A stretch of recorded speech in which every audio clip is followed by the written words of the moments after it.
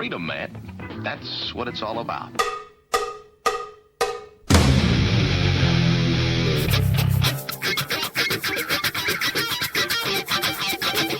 You've got to groove on freedom, like the good book says.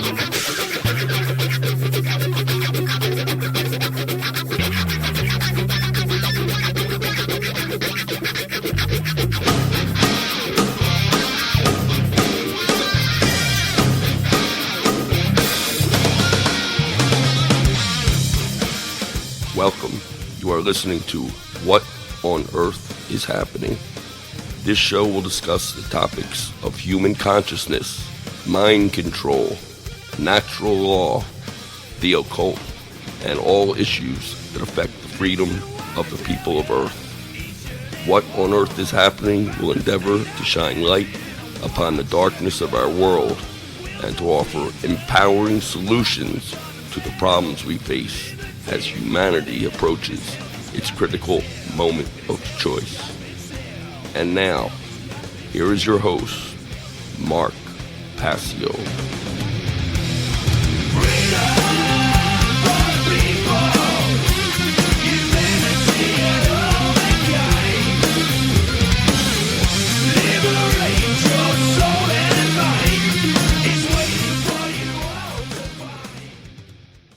Welcome one and all, you're listening to What on Earth is Happening, right here on the Republic Broadcasting Radio Network. I'm your host, Mark Passio. My website, whatonearthishappening.com, the network's website, republicbroadcasting.org.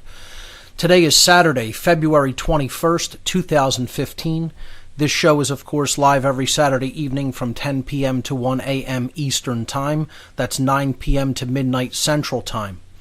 We have a great show lined up for you here today. We're going to be continuing our discussion on neo-feminism as a eugenics operation, an operation of what I've coined epi-eugenics, eugenics that is actually waged against a population through mind control, through the control of human perception.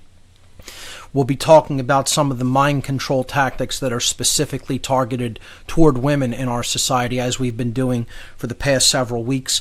I will be taking calls in the third hour of the show this evening. The call-in number to join us, 800-313-9443. Once again, the toll-free number to join us in hour number 3 with your calls and comments, 800-313-9443. Before we start this evening, I do have a few announcements. Of course, the big conference coming up on the East Coast this year, the Free Your Mind 3 conference, biggest and best conference of its type anywhere really in the world, if you want to be technical about it. I mean, this is a conference that really delves deep into the nature of the problem that humanity is facing. It's a conference on consciousness, mind control, and the occult.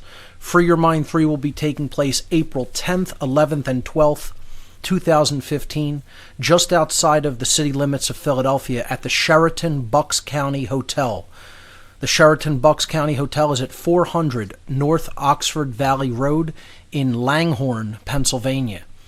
The speakers confirmed for Free Your Mind 3, Bob Tuskin, Clint Richardson, Curtis the Illuminated One Davis, Dennis McKenna, Derek Brose, the New Jersey Weedman Ed Fortune, Frater X, Freeman, Fritz Springmeyer, Jay Parker, Janice Barcelo, John Bush, John Vibes, Josie the Outlaw Wales, Laura Eisenhower, Lennon Honor, Stuart Swerdlow, Luke Rudkowski, Mark Devlin, myself, Mark Passio, and the anti-media panel. There will also be a panel discussion group with the speakers of the event, and there will be open mic night sessions at the end of each night for approximately 2 hours.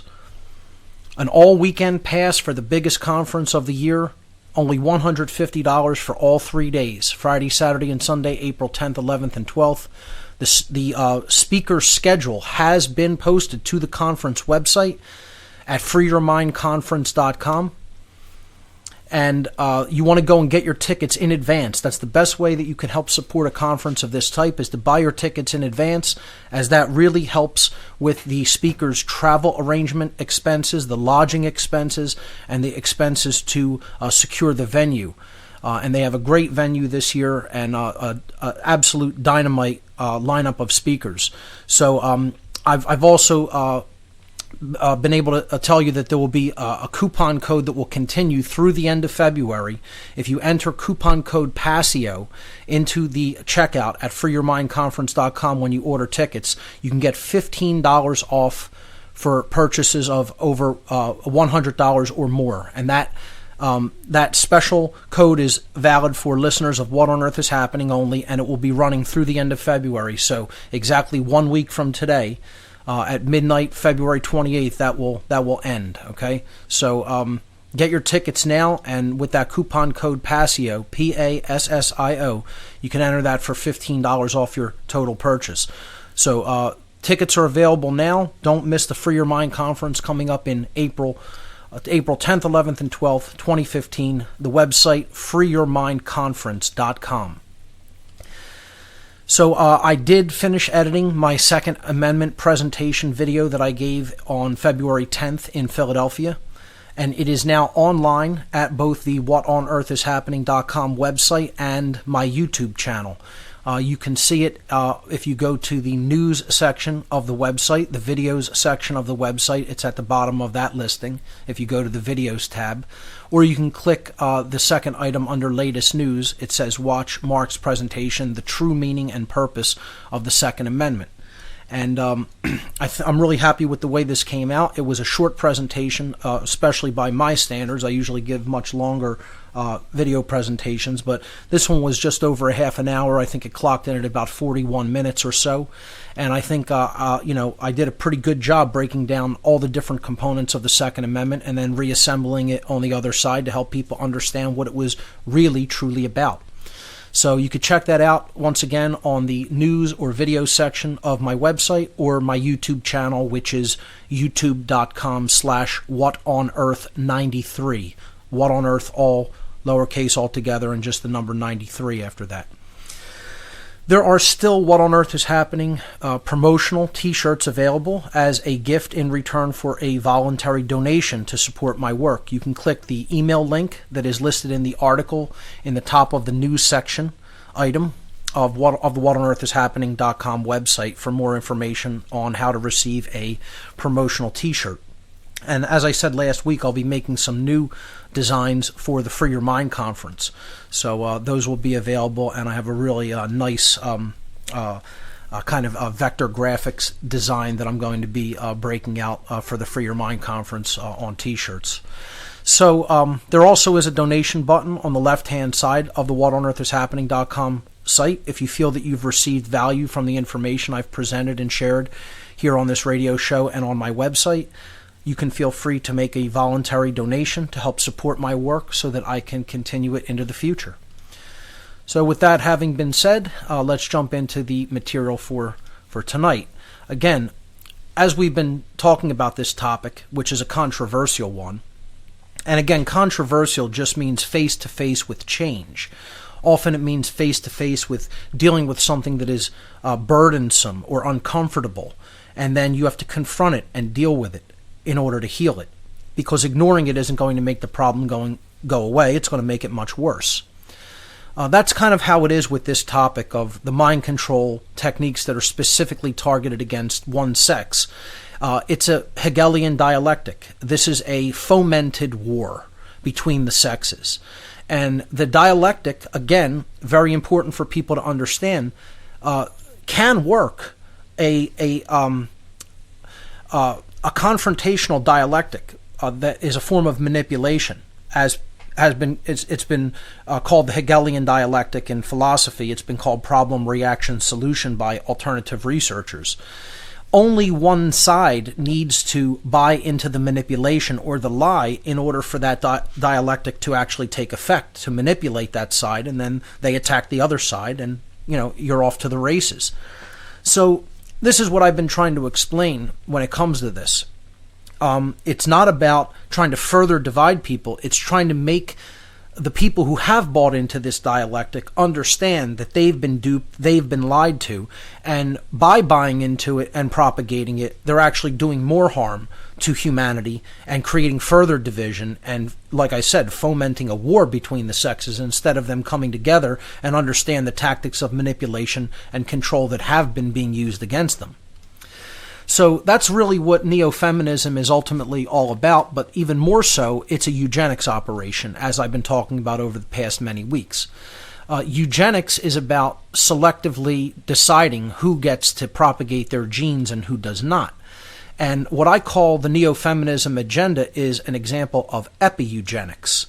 That means that it's eugenics that's being waged epigenetically, meaning beyond just the physical control of genes.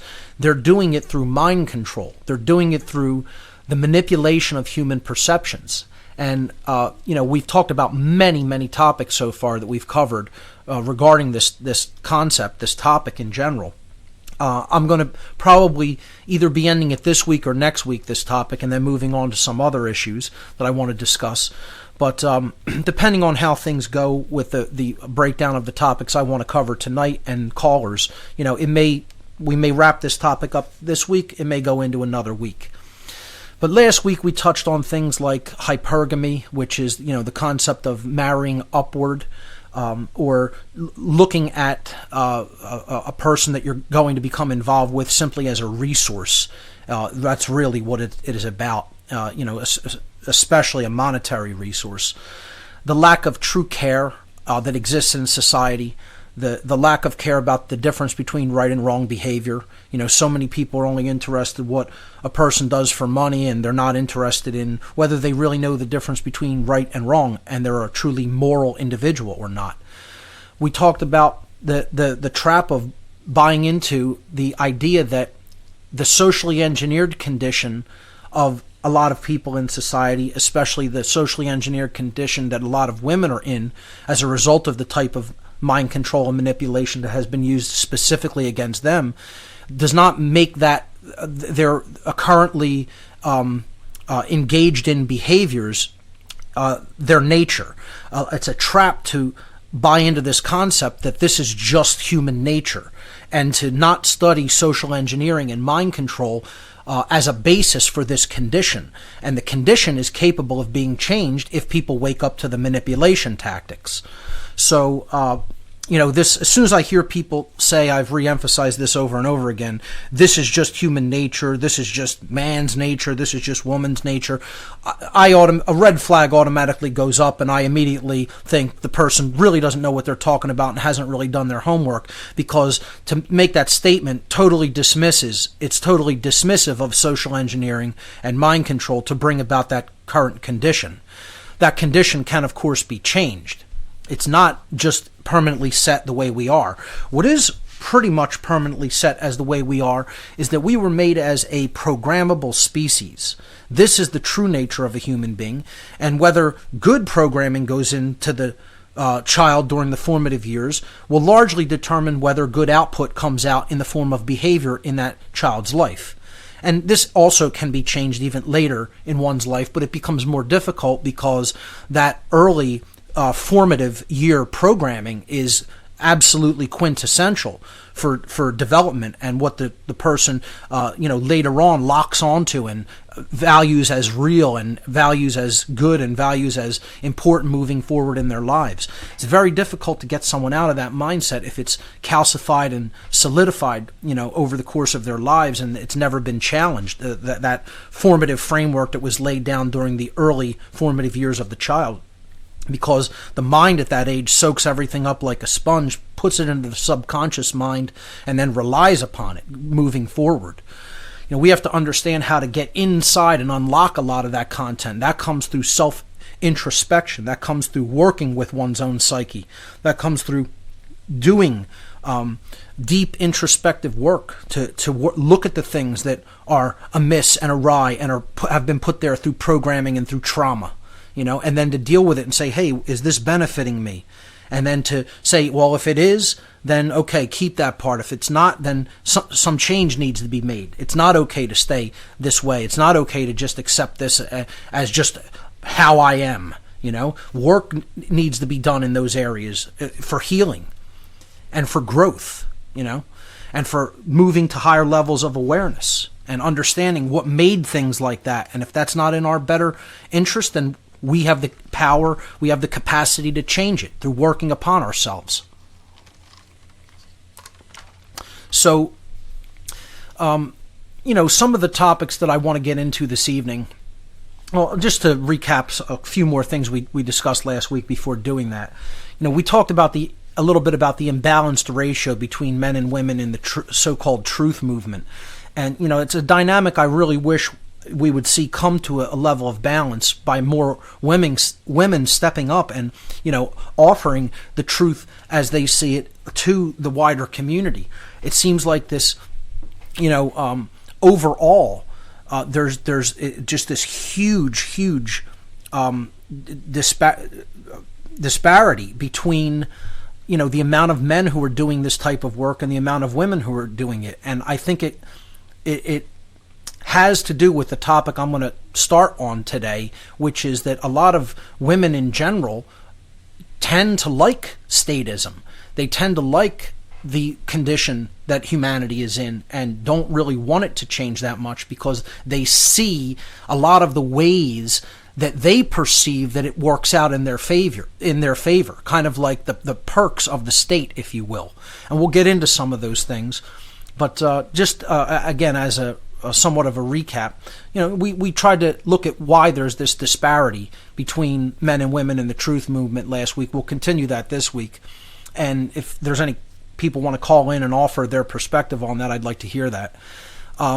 We talked a little bit about last week how women drive the corporate economy with over 85% of the purchases of the American economy, an amazing disparity, with men in society making only approximately 15% of the purchases of all goods and services in the United States. I mean, that is an overwhelmingly, incredibly imbalanced statistic. 85% of purchases made in the United States are made by women. 15% of all purchases in the United States are made by men. If that doesn't tell you that the techniques of marketing are working heavily in the minds of women compared with men in society in general, again, this is a generalization, okay? But you will hear me making them during, talking about topics such as this. That's overwhelming. That's an unbelievable statistic as far as I'm concerned. And people should consider something like that. Why is that? Hardly anybody even asked that question. I feel that it's because these controllers and these occultists directly target the psyche of women. They know that women are largely relying upon this desire for security. We talked about that as well. And it's an illusion. And they manipulate and play upon that illusion, and in doing so, they get people to buy things that they, put a perceived need for in their mind, even though they don't really need it. And it's driving the whole corporate-driven economy, the whole profit margin-driven corporate economy. Very successfully, I might add. And last week, we, of course, touched upon the studies that have been done on human attractiveness to the opposite sex, and we were talking about the imbalanced statistics that come out of these studies on attractiveness. And, the stats say that the overwhelming body of men find about 80% of all women acceptably attractive, while all women find only about 20% of men acceptably attractive. We'll pick it up from there on the other side of this break, folks. Stay with us.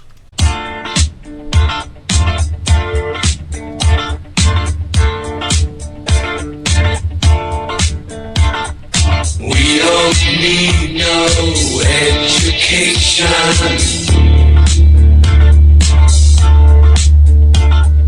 We don't need no thought control. No dark sarcasm in the classroom. Teacher, leave them kids alone.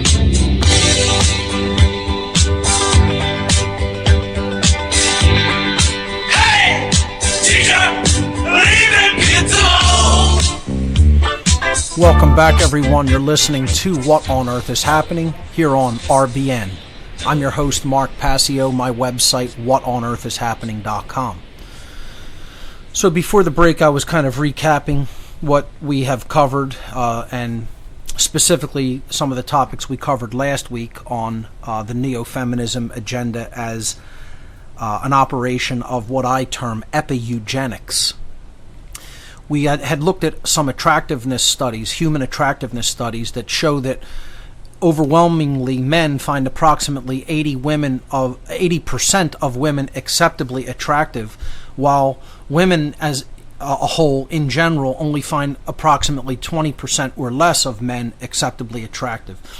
This is an example of what I call the manipulation of human perception to create a desired outcome on the part of the social engineers by getting women to only look at a certain very narrow slice of males in society as somehow acceptable and that meet their expectations in any way.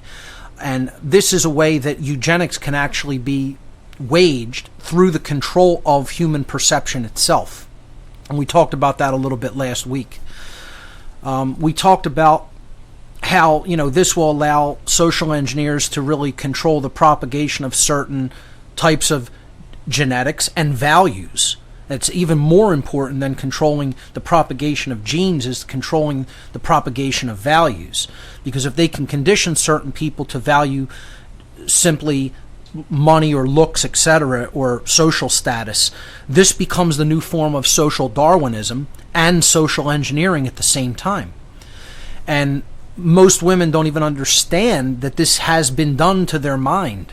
They believe they're thinking their own thoughts in many ways, and these thoughts are actually coming to them through the social engineers, through the think tank agendas, through the media, through the control of the media, through the control of pop culture and pop music, and what you see on television and read in magazines, etc.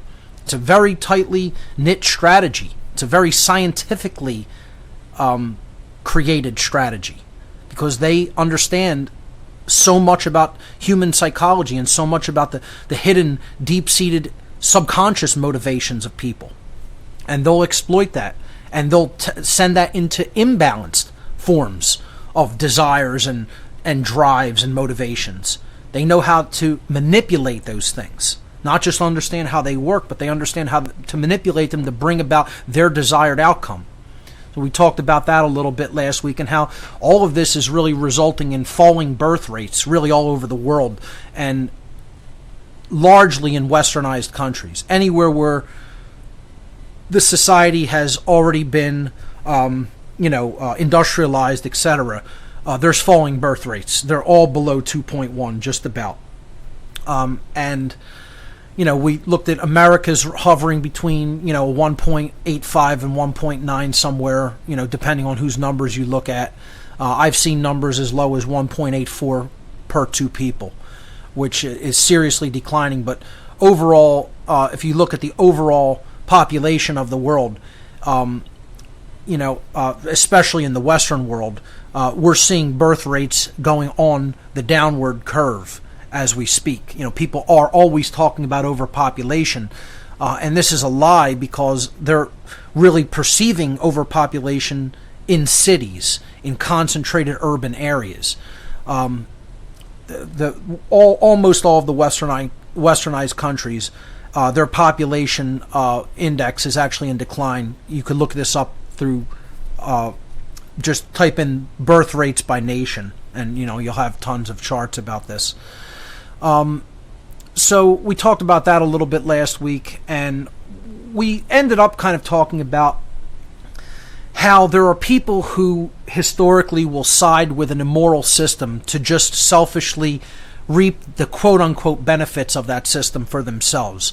And this is kind of what I want to segue into talking about tonight. We also touched on last week about how it can be very difficult for awakened human beings to interact in a relationship if they're in a relationship with someone who still isn't quite awake, and how, what I said I considered one of the ultimate wrongdoings or sins, if you will, that anybody could possibly commit, and that's not standing within and speaking the truth and being an advocate for truth and freedom just to get along with or go along with someone that they're in a relationship with in a what I call a lower form of love. The eros form of love, or romantic love, is certainly not as high as the love of truth, which is agape. Okay? That should come before every other consideration, including family, familial love, and romantic love. I would say that needs to come even before the love of one's own children, because without that kind of care, your children aren't going to have a future. We'll pick this up on the other side of the break. Stay with us, folks.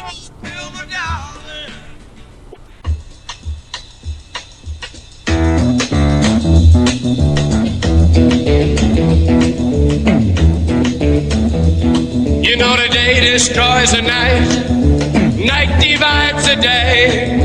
Try to run, try to hide, break on through to the other side, break on through to the other side, break on through to the other side, yeah. Welcome back, everyone. You're listening to What on Earth is Happening here on Republic Broadcasting.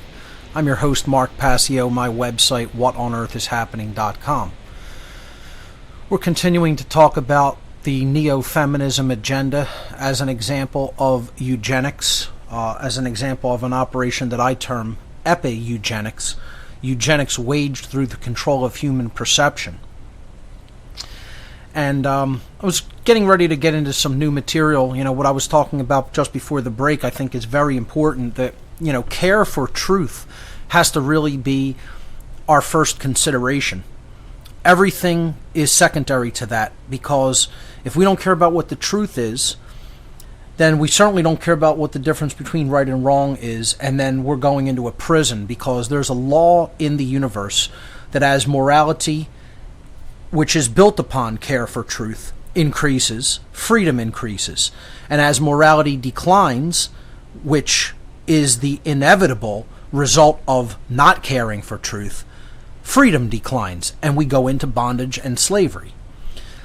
That's an absolutely immutable law that exists in nature. If you don't accept that, get over it. If you might as well not accept the existence of the sun or of gravity, okay? Because you are affected and bound by the workings of those laws that you did not put into place in creation. They're part of nature inherently. And, this society is just basically conditioned into not caring about what's right, not caring about what's true. If we had real morals in society, the first question that would be asked by people encountering each other for the first time wouldn't be about how much money do you make or what do you do for a living. It would be about, are you a true moral being that really knows the difference between right and wrong? How about the first question being, please define a right for me? Maybe the world would be a whole lot better if that was the first question that pops up in conversation. Do you know the definition of a right? It's one of the biggest reasons we're all losing our rights, is because nobody even understands what a right is in our society anymore. That's how dumbed down and selfish people have become. So, the areas I want to take it tonight, the topics I want to touch on, can again seem unrelated. As we talked about in last week's program, I'm going to just cover some different points regarding this, and they could seem unrelated, but when you see them together in the big picture sense, you understand how they are all part of this agenda. And it's an agenda, make no mistake about it, to control human population, and it's a selective breeding agenda. It's control through the human mind of which types of people, which people with particular characteristics and traits they want to be able to breed and propagate those genes, characteristics, and traits. Their value system, most importantly, or their lack of one. That's what they want to try to keep in place. And that's how this whole neo-feminism agenda works, folks. So, tonight I want to talk about how there's a lot of women who have been culturally conditioned and again, generality statement, a lot of most, I'm going to use terms like that. It's not a blanket statement. It certainly doesn't mean all. There are many anti-statist women. There are many women who are involved in truth speaking and, involved in the truth movement of propagating real information to people to try to wake them up. But the vast majority of women in our society have been culturally conditioned to desire the state, to want the state. Like I said, this is what this whole agenda is about, is ultimately creating an unholy wedding between the women of our society and the state because of the perceived perks that they receive from the state as Big Daddy. Okay, this is always connected to parental abandonment issues. And because so many people in our society have grown up without the presence of a father figure, a strong father, a strong manly presence in their lives, there's a reason for that. The state doesn't want that. They want the increased divorce rates. They want the increasing fomenting of the war between the sexes. Because the less strong men there are in society, the more people depend upon the state and become subservient to it. So this is all happening at a subconscious level through programming. A lot of women have bought into the state as this protective father figure. And again, a lot of it has to do with they themselves don't have a good father figure in their lives. And so they're using the state as proxy for that, as a psychological, subconscious proxy. You got to understand, this is how the psyche that has been affected by some form of trauma starts to work. It looks for something to substitute in there. This is often referred to as a psychological proxy.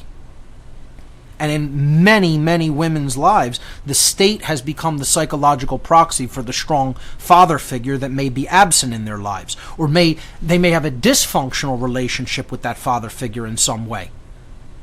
So they're dealing with abandonment issues of some type regarding the father figure. And that is so widespread in our society. It's unbelievably widespread. And, it doesn't have to mean physical abandonment. It can mean estrangement. It can mean psychological and mental abandonment, emotional abandonment, emotional trauma, interaction with the father figure in many cases. Because many men aren't in touch with their emotional aspects as well as they should be, and therefore when they have daughters, they don't really understand how to interact with them very well. And then this leads to this estranged condition even in relationships where the father is physically present. And then you see the females of the society coming over to the side of the state. Of course, it's more complicated than that because there's outward brainwashing in school systems. There's outward brainwashing in the media. There's outward brainwashing in mass entertainment, in magazines, on the nightly news, everywhere. And, what this has ultimately resulted in is the state taking on the role of daddy in many of these women's minds. And it happens the same way for men, too. I mean, they're not exempt from that, from all those psychological processes, and from not understanding how different traumatic circumstances within their lives leads them to want the state as a proxy figure for the strong parent. This is really universally done in both sexes, but it's been very, very successful when it's been employed against women. And then a lot of men want to step into that role because they want to be part of that perception, They want to be part of, the strong masculine figure. He's a member of the state. He's a member of the so-called two-party system, which is really one party called slavery. That's not how it's going to be seen in the mind of the mind-controlled, inauthentic woman. The inauthentic man's going to go and take up his role within that institution of control, because he's going to want to be seen as attractive to the inauthentic woman, this is what we have largely in our society. There's only a handful of real people left, folks. We have the proxies running around. We have the, golems, the husks, the empty avatars, if you will, that have nothing inside. They're the inauthenticated man and woman, the flesh robot, the automaton. And this is propped up everywhere. But it's largely due to these subconscious parental abandonment issues because they're undealt with and unresolved. And these people aren't doing any introspective work upon themselves to understand where these issues lie. As when I talked about cosmic abandonment in that whole series we went through, I talked about my own parental abandonment issues on both sides, mother and father, and how I dealt with it and worked through it. If you're not looking at it directly and confronting it, it's going to eat you alive. You have to do that work no matter how painful it is. And there's no shortcuts to doing it. There's no shortcuts. It's called understanding what happened and dealing with it and understanding you're not going to go back in time and change it. Or how are you going to let it now affect who you are in the moment? And most people they're eaten up by it. They're eaten up by it because they think they're going to somehow suppress all that subconscious material, and somehow they're going to come out on the other side unscathed by suppressing it all instead of dealing with it. Well, it doesn't work like that, folks. You're going to get more of the same. You're going to get more negativity. You're going to get more chaos in your life the more you refuse to deal with issues that are buried down and traumatizing you at the subconscious level. And I would suggest this is the vast majority of women are have these types of subconscious trauma issues. And many of them don't want to deal with it, and they just want to look for a proxy. And the state's all too happy to come in and say, I'll be Big Daddy. It works pretty flawlessly. And it's going to continue to work until people really start to come around and understand how this operates. So a lot of women openly like the state and are very outward about saying so. They think this control system is great in many cases. Again, not all. Please don't say I'm making any blanket statements, because I'm not. I'm trying to use basic generalities like a good majority, a vast majority. I feel it's a vast majority, personally. It's a vast majority of men, too. But, women seem to really openly enjoy the quote-unquote perks or quote-unquote benefits that the state gives them over men in society in many cases. And again, at this subconscious level, they've bought the state as the proxy for the masculine father figure that is in some way absent or has abandoned them in their lives. You see this big time in princess programming. The princess programming by Disney and other media conglomerates. But specifically it's put out there by Disney. This is part of the concept of hypergamy, of looking to that strong masculine figure as the provider. It's not about whether the person's really, truly, deeply good. It's like, lavish me with the resources that I want and take care of me as a father or mother would. Again, it's like a proxy for an absent parent more than it is a relationship that's based in equality. And again, not sameness. Okay? Once again, equality does not mean just sameness.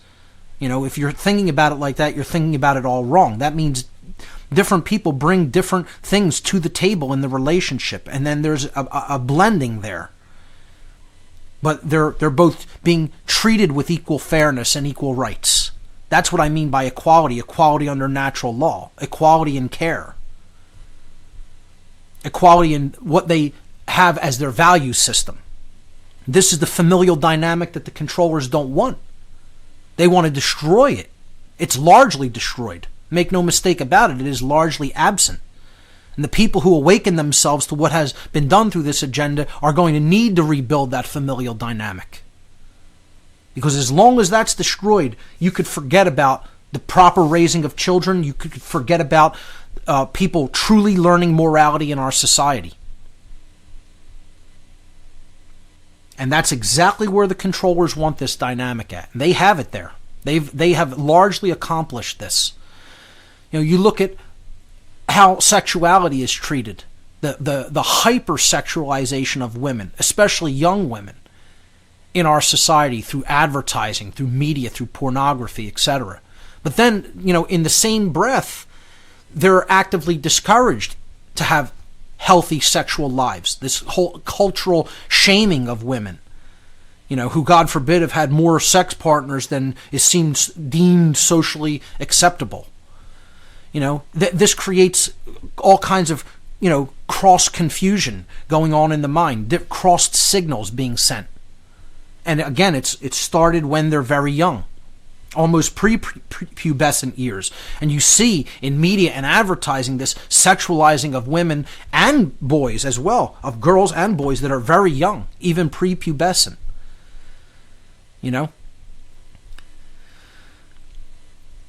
The princess programming is a big part of it, too. I mean, this goes on in movies, this goes on in magazines and television constantly. And again, that's part of this, hypergamy concept that is sold to young women. Just using sex as a methodology of manipulation to hold over, males' heads to get what they want is a big part of the hypergamy thing. This idea that, again, the male is to be seen and used as a resource. And again, this happens on both sides of the fence. Don't get me wrong, folks. I mean, men do this too. But I'm saying it's widespread among women. It's encouraged among women by their family members in many cases.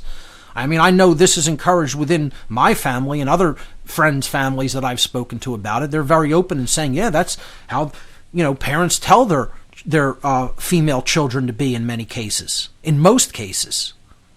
Marry up, marry for money, etc. And, then you see how this leads to high rates of divorce.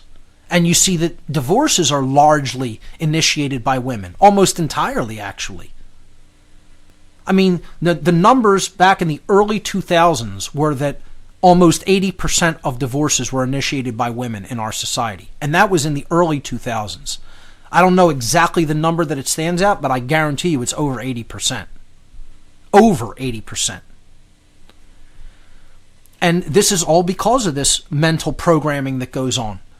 Real world men in our society are not living up to the mental programmed expectations that many women hold in their minds about what a man is. And you know what? Many men are the inauthentic man. They're getting what they have been programmed to get.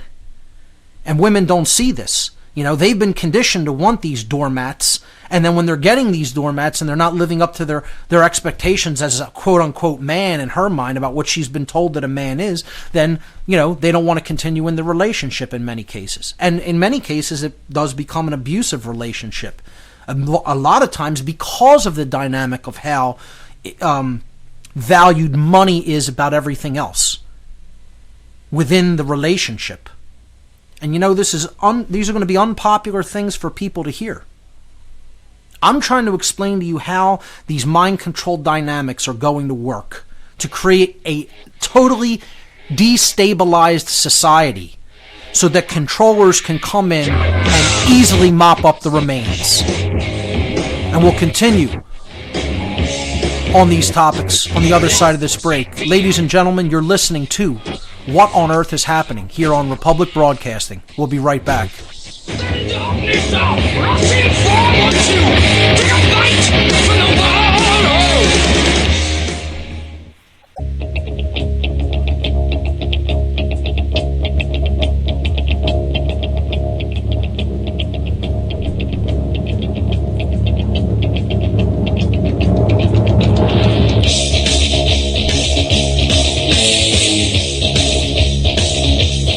Welcome back, everyone. You're listening to What on Earth is Happening here on RBN. I'm your host, Mark Passio. My website, whatonearthishappening.com. We were talking about how a lot of women in society love the immoral system that we have because they perceive the state as a means of security or something that will give them perks or benefits when it comes to, interaction between them and males in society. We talked about the hypersexualization of women and the putting up of women on sexual pedestals in many ways that you see in media and advertising and pornography, but then the cross signal being sent to actively discourage women to have healthy sexual lives in society. This idea of cultural shaming when it comes to female sexuality. Princess programming in the media and in the entertainment conglomerates. Sex being openly used as a methodology of manipulation and for hypergamy. Divorces being initiated largely by women, over 80% of them, because men aren't living up to the mentally programmed expectations that they have for them. Look at divorce and family courts. Divorce courts and family courts, especially in Western countries, but particularly in the United States, they rule drastically in favor of women in almost every instance. 95% of rulings of divorce courts and family courts are in favor of women in our society. 95%. Now, that's not overwhelmingly skewed, okay? I mean, you're going to tell me that in all of the interactions that happen between men and women, women have the moral high ground in 95% of those instances? I'm not trying to sound sexist when I say that just seems like a very skewed number to me. And most women won't look at that and say, yeah, there's something wrong with that number. That's a skewed number. The state wants this dynamic in place. It wants this tension in place. You don't understand anything that's going to lead to basically a child that's not growing up with a strong male presence in its life. That's what the state wants. Guaranteed. That is what the dark occultists want. I'm telling you, that is part of the entire satanic agenda that we're talking about here. Because without a strong male presence, okay, you're never going to see the kind of masculine energy that it is going to take to resist tyranny in society.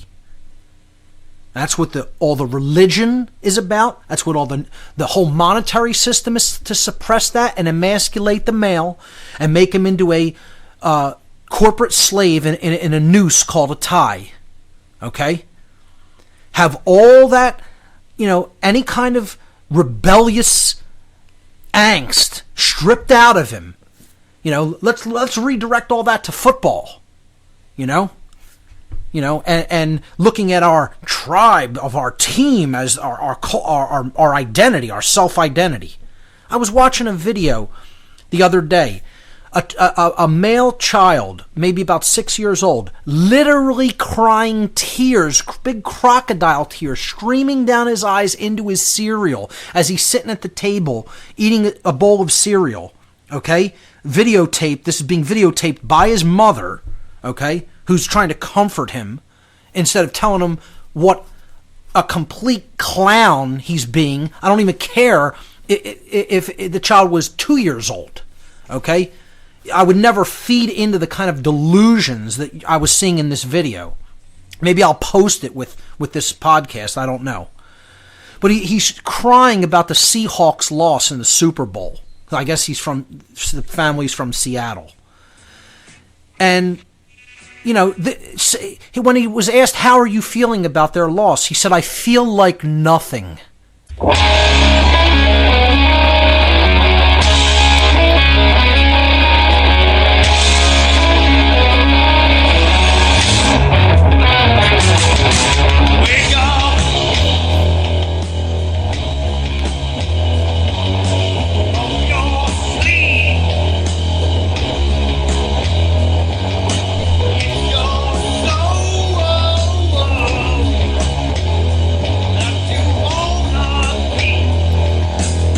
Powerful words. Wake up from your sleep. If it's your soul that you want to keep, absolutely. I mean, I couldn't concur more.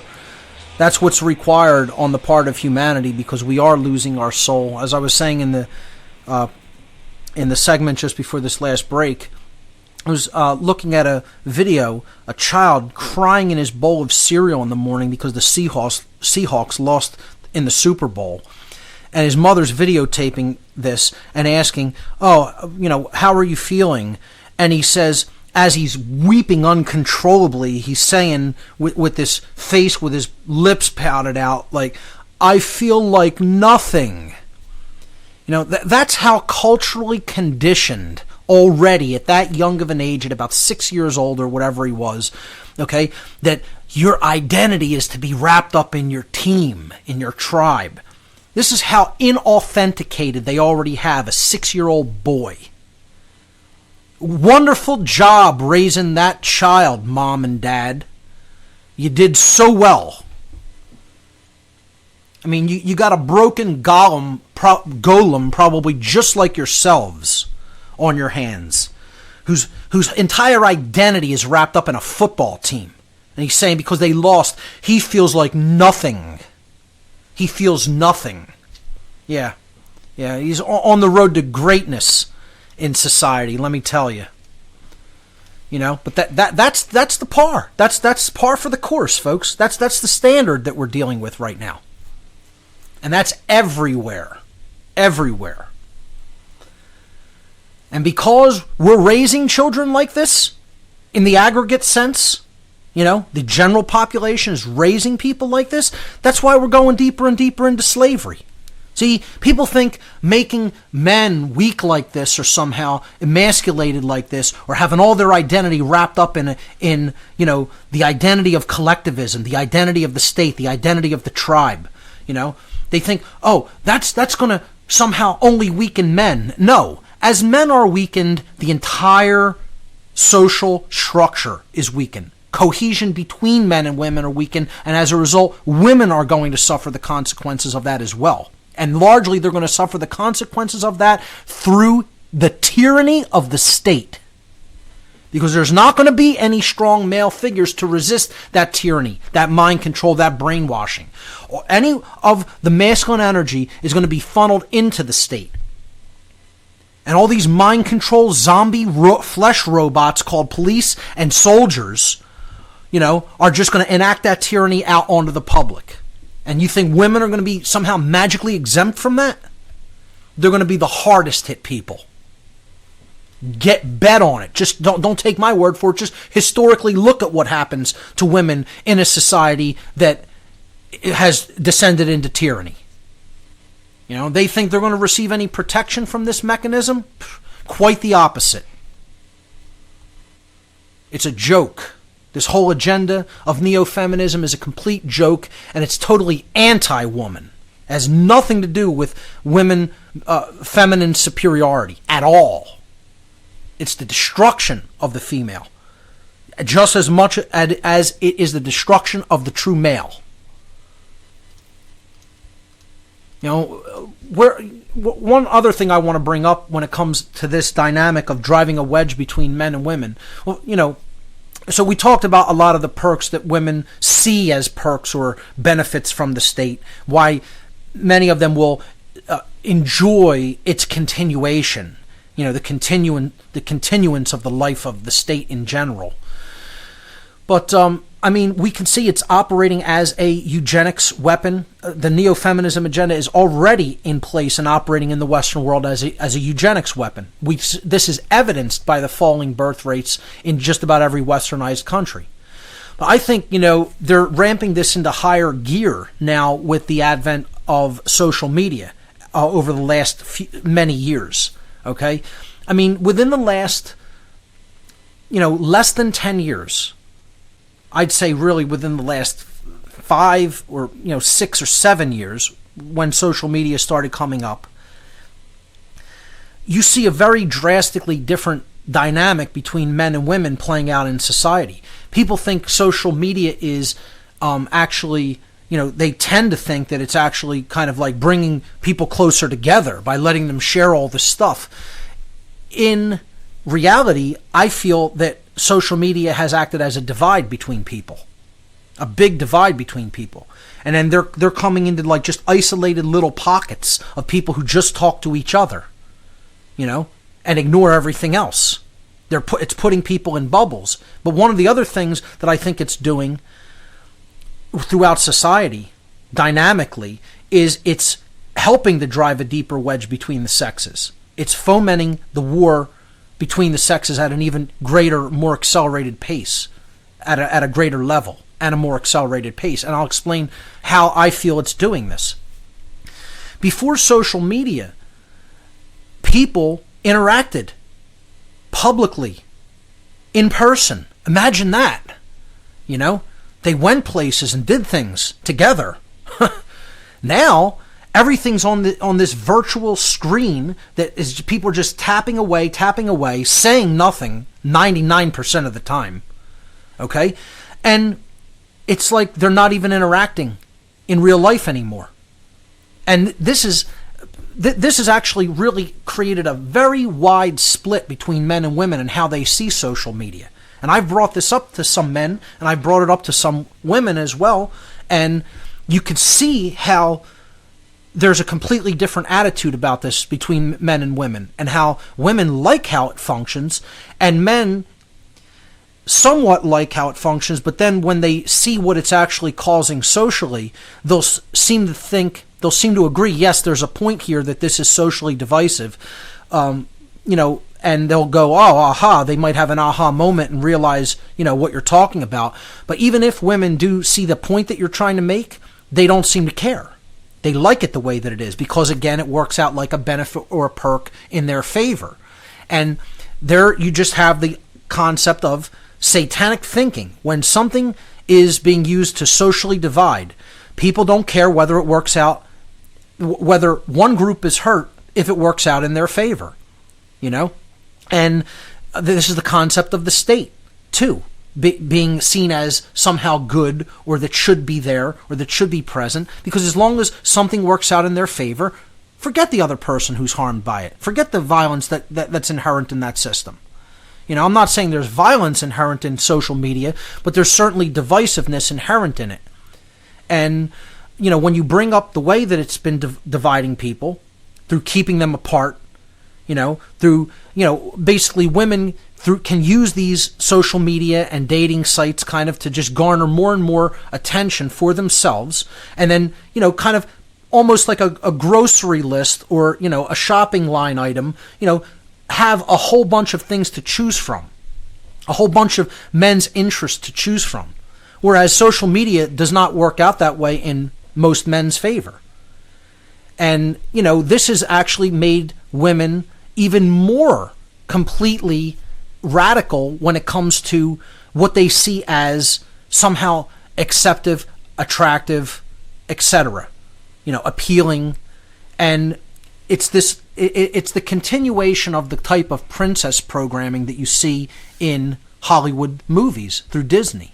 This concept that somehow men are not there as equals, but they're there as resources to be exploited and to be gone to whenever the need is there. And don't get me wrong, folks, I'm not saying men don't use and look at women as objects in many cases as well. That happens in the same way. What I'm saying is that social media has made it possible for women who previously had to basically interact within society physically and go places and do things, okay, with men if they wanted to, forge some type of a relationship, now has basically removed them from that interaction to a large extent where they can actually just operate digitally and, somehow, like I said, like some sort of a grocery list or, a shopping item, choose between men that they want, to interact with somehow. And men don't really have that opportunity through social media, or certainly it's not there to any large extent. And when you bring up this dynamic to people, especially young people who are, in dating ages and etc., or looking for relationship ages, they will both agree that dynamic is present, but you'll only ever hear men say, yeah, that's true and it's kind of messed up. Women will say, yeah, that's true, so what? You'll hear that kind of an attitude. I just suggest that people kind of bring up this in casual conversation and ask people what they think about it. I just see it as a huge divisive thing that really most people haven't even kind of considered or really deeply thought about at any kind of a level. Now, are these things planned like that, or do they just work out? I would say this could be part of this overwhelming agenda, in addition to basically collecting everybody's data and being able to work up psychological profiles on people. This is what they're using it for, to continue to drive the wedge between the genuine interaction between men and women in society, which form higher levels of dynamic cohesion between men and women, and get them operating on the same page and looking at the same types of things and developing, higher level values and care for what's really going on. That, again, that familial dynamic, that looking out for each other dynamic. And it's become all about, how can I use the opposite sex as a resource? Again, what do I get out of it? Satanic thinking. Satanic thinking. So that's something I just wanted to mention, that whole idea of social media's role in dividing men and women in the modern world. All of this really comes down to what we're seeing throughout our society is a lack of just genuine care between men and women. You're seeing them just see each other as the enemy more and more and more and more. And that's what they want. They want any way that they can divide and conquer people. You could talk about religion as a divide and conquer strategy, class, social status and income, etc., age, race, ethnicity, etc., nationalism. But, people often don't look at the biggest one that's staring people in the face, gender. It's the biggest divide and conquer strategy of all, especially with how this neo-feminism agenda is being used in the modern world. I think there's a genuine lack of care between men and women, and there's a rising genuine lack of intimacy between men and women. We could talk about destroyed sexuality in society, destroyed sex drives, through the long oppressive hours of work that people go through. And then they don't want to interact with any level of intimacy with their partner. How about media destroying the sex drive? Pornography destroying the sex drive? The whole idea of pop culture, and the brainwashing that goes on through mass entertainment, painting, this hard to reach ideal. This is what the perfect woman's body should look like. This is what the perfect man's body should look like. Has nothing to do with genuine interaction between the people. It's all superficial. It's all on the surface. It's all, what can I get out of it? Satanic thinking. How about the destruction of healthy sexuality and sex drives through just what's in the food, through what's in the water, through all the chemicals we're bombarded with on a daily basis, in cleaning products and, products that we use every day around the home in the bathroom. All the whole chemical society, the chemical laden society. How about all the spraying they're doing on us? What's the result of when soft metals enter the bloodstream and get into the central nervous system? You don't think that can have an effect on human sexuality and intimacy in general? And again, then that acts as a methodology of eugenics, of controlling population growth. How about radionics and electromagnetic fields? All the waves that we're constantly bombarded with on a daily basis everywhere. If they could, they would destroy sex entirely, folks. Like the concept in Brave New World. They want open eugenics like that. They just know that if people saw that type of thing being waged, like what Huxley put out in Brave New World, that there'd be lashback against it. So they're not doing it in that straight eugenics type of methodology. They're doing it epigenetically. And you're going to see whole characteristics, whole value systems bred out of humanity this way. Until we awaken to what's going on, folks. It's a very, very elaborate strategy. It's something that only 1 in a million people are going to deeply comprehend and understand how this is being conducted. I don't even expect most of the listenership to really understand this entire tapestry. And again, I've only been following a loose outline. When I really deeply formulate this into a cohesive presentation, maybe I'll make a formal seminar regarding this entire topic. And I'll call it Epi-Eugenics, the neo-feminism agenda. You know? And maybe that'll be an all-day seminar at some time in the future. I don't know. What I'm saying is that there's many different components to this, and you have to look at it all as a tapestry to understand how it works, how these different methodologies of attack work together.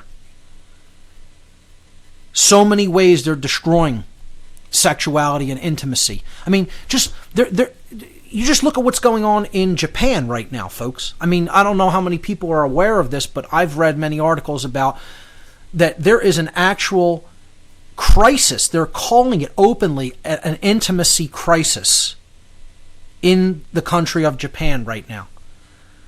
Surveys conducted in around 2011 and 12 are finding that over 60% of men and 40% of women, 50%, 60% of men and 50% of women between the ages of 18 and 34 who were single at the time that they were polled, that these surveys were conducted, were not interested in any kind of a relationship with the opposite sex. Were not involved in and did not want any kind of relationship with the opposite sex. Now, do you think that that's normal behavior for men and women in a modern society? I mean, I just don't see that as normal behavior. Those numbers are so skewed. That is some type of mind control agenda at work. And they actually call this the Japanese intimacy crisis. I mean, if you just type that term into a search engine, you will get articles on it. I mean, I see that crisis as coming to the United States, or already underway in the United States, probably just at lesser percentages right now. And this is what they want. They want a rise in the divide between men and women in our culture. They have it. They have it going. And until we awaken to their methodologies of control, it's not going to change for the better. I want to touch on a few more points in this hour coming up, and then we'll go to your calls in the third hour of the show. Stay with us, everyone. You're listening to What on Earth is Happening. We'll be right back. Back, everyone. You're listening to What on Earth is Happening here on Republic Broadcasting. I'm your host, Mark Passio. My website, whatonearthishappening.com. So, before the break, I was talking about this crisis in intimacy that you see happening in the Far East in Japan, and how many young people want nothing to do with the opposite sex anymore. And that's just absolutely non-natural. That has to be the result of epigenetic programming. In other words, mind control. And the declining birth rates in all westernized countries are an example of epi-eugenics. Eugenics that is waged through mind control, where the population is actually culling itself. And those figures, I guarantee you, the figures that I talked about regarding the Japanese intimacy crisis, 60% of men and 50% of women not interested in any kind of romantic relationship in Japan between ages 18 to 34. Those figures are coming to the United States and other Western countries. I guarantee it. Unless we wake up to this manipulation that's being conducted against us, to weaken us, to divide us, and to conquer us. Another thing you see in society that I feel is a disturbing trend is the rise of asexualism. And I'm not saying, hey, if anybody just, doesn't want to have any sexual life, that's their business and that's, their free will to do so. But I see this very steep increase in the rise of asexualism, which had always traditionally just been a level thing and engaged in a small percentage, a very tiny percentage of the population, it is now extremely on the rise. And there's a reason for that. It's all of these things working together that I call all components of this neo-feminism agenda, which is about the total annihilation of the familial dynamic in society. Once you destroy that, you destroy morality, you put people onto moral relativism, you put them down the path to social Darwinism, and that leads inevitably to eugenics. And ladies and gentlemen, I've just described to you what the religion of Satanism is. Now, I don't care whether there's Satanists out there that want to say, I'm a spiritual Satanist, this and that. You hear all these different terms thrown around about there's this kind of Satanism and that kind of Satanism. When I talk about Satanism, I'm talking about the old religion, ladies and gentlemen. Get that through your thick skulls out there. Okay?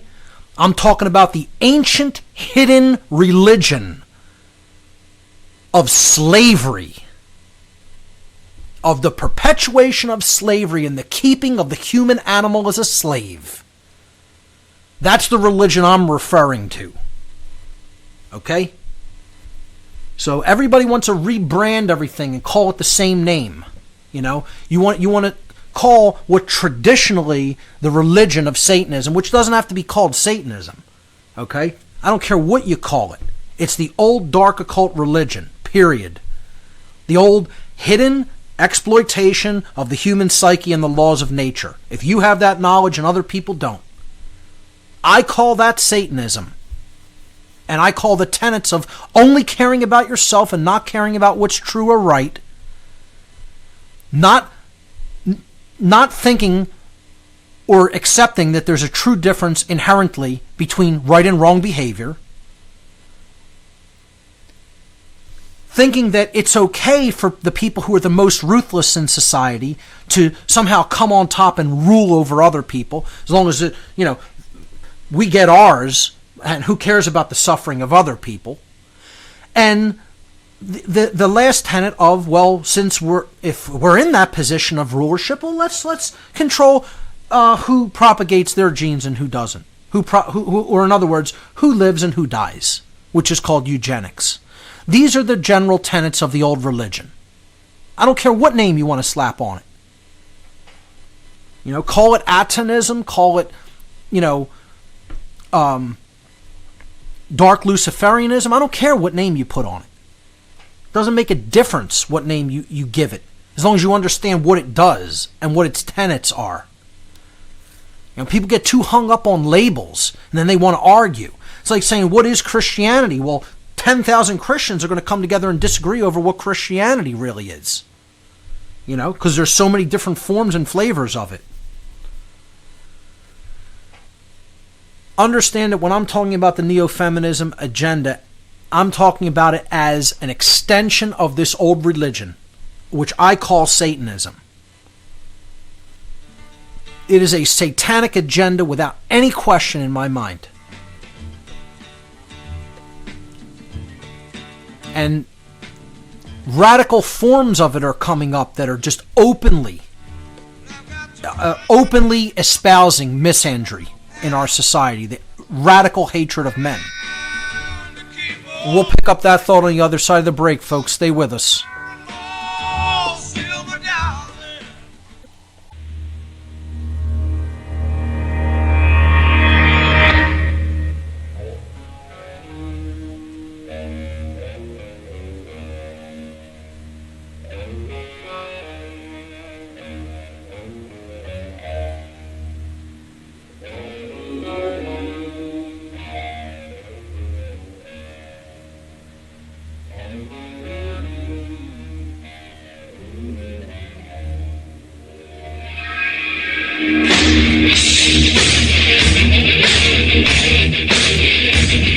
Welcome back, everyone. You're listening to What on Earth is Happening. I'm your host, Mark Passio. My website, whatonearthishappening.com. So before the break in the last segment, we were covering different aspects of the intimacy crises that are going on all around the world. We hear about it particularly in Japan. I made the prediction this is coming or already present in the United States. We talked about the rise of asexualism, which is people with just no sexual preference and just are dismissive of sex of any kind, and how that's on the rise because of a lot of the different mind control that's going on in society. And again, this is all part of eugenics. They want this present. We talked about all the different things that destroy sex drives, long work hours, media, pop culture, food, so-called medicines, the pharmaceutical drugs, pollutants in the water, fluoride, etc., radionics and electromagnetic fields, smart things that are going on in smart meters, Wi-Fi networks, chemtrails, soft metals being sprayed on the population for a number of reasons. And, this is just, this all comes together as a perfect storm of eugenics. And people can't see how it all fits together, how it's all working together. They can't see the grand scheme, the grand plan. I was talking about before the break hit is the rise of radical feminism. This idea that, men should just die. We should deliberately control the ability of men to breed, as if this hasn't already been done epi-eugenically throughout our society, where genetics studies show that already about 80% of the genetics is coming from women's lineages as opposed from men's DNA, which shows that most women only breed with approximately 20% of males in society, about a fifth. Whereas 4 out of 5 men basically do not propagate their genes through birthing a child. And this is all done to essentially continue the immoral system that we have and continue the eugenics operation that is already being conducted against the public. This whole idea of women are largely being responsible for the continuation of this immoral culture by who they are choosing to continue to breed with. Women aren't... I was reading another study. It's something I guess I should bring up before, continuing, that, women overwhelmingly say that they want a nice, quote-unquote, nice man. They want a moral human being in a partnered relationship. But overwhelmingly, the same studies that have been conducted about what women say they want prove that then they go and do something completely different to that in their actual actions and their behavior. And then they get together with a guy who doesn't have any of those characteristics that they say that they want. Which again, there's cross signals. You have one idea that is planted there, more likely than not by the familial dynamic of their family members telling them you should go and get a, quote, nice guy that will, quote, take care of you, okay? But then they're looking at what are the pressures of society. What is society saying is acceptable? Looking at all these different factors that they hear about in the mainstream, media and culture and entertainment, etc.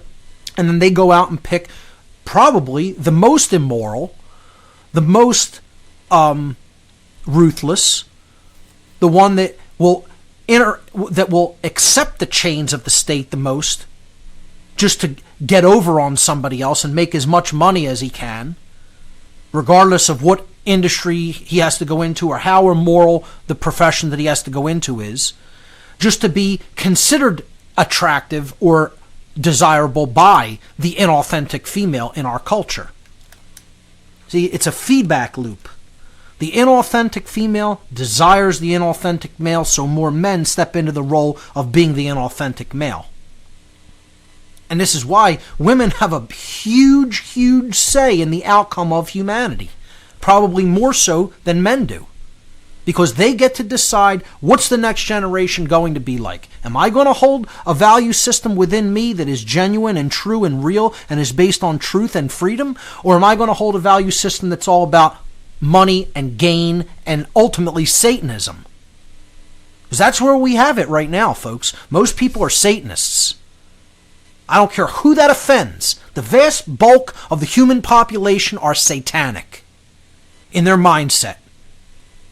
And therein lies the problem of this entire culture and why we're going into bondage. Because we only care about ourselves.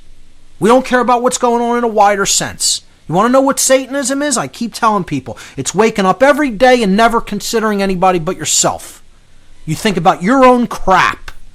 You think about your own situation. You think about what you have to do to be more comfortable that day or the next day or the day after that.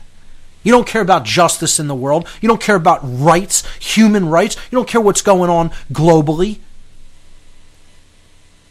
You don't consider the state as slavery.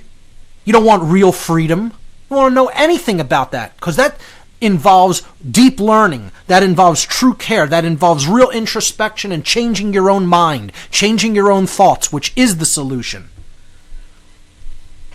Which is why things like this have to be talked about because they're toxic and poisonous. People are being turned into toxic, poisonous people that don't care about real values.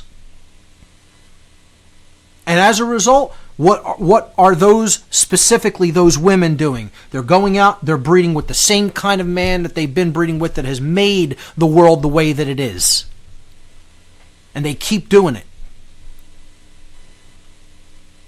Because they say one thing and do another. Contradiction, internal contradiction in consciousness. They don't really want a moral man. They want a man who comes out on top within the immoral society that they're in. That's all they care about. The vast majority. Please, I want to try to refrain as much as possible from ever using blanket statements, okay, when it comes to this dynamic. I will say the vast majority.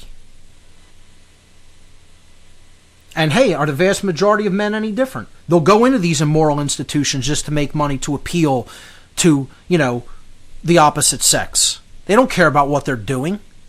They're just following orders, like going along by rote. Because this is what's going to get me mine. This is going to get me what I want. And therein lies the satanic thinking that's going to lead us into oblivion. And on top of this, now you have the radical sects of neo-feminism that are absolutely openly man-hating, practicing open misandry, the radical hatred of men. Some of them saying all men should just be done away with. And then they'll have some sort. I presume that they'll have some sort of a breeding project, a la Brave New World. We'll have designer babies, that are just taken from our genetic material and propagated. And I guess they'll all be women too. I mean, you could see how sick and imbalanced this becomes at some point. I'm certainly not for the subjugation of any people, let alone women. I think women should enjoy the same exact equal rights under natural law that all beings do, that all beings should enjoy. I said from the beginning, that's the difference between classical feminism, which espoused equality under rights, and neo-feminism, which is all about trying to replace this so-called patriarchy with a matriarchy. And we don't have either, folks. We have an occultocracy, a phrase I've been coining and, trying to ingrain in people's minds over and over by repeating it every week. We have a society ruled by the dark occultist, the hidden hand, if you will, the controllers that understand all of these dynamics about the human psyche and how they operate and are going to exploit them because the public is painfully and dangerously ignorant of how the human mind works and how the real laws of nature work. So that's the kind of rulership we have. We have an occultocracy.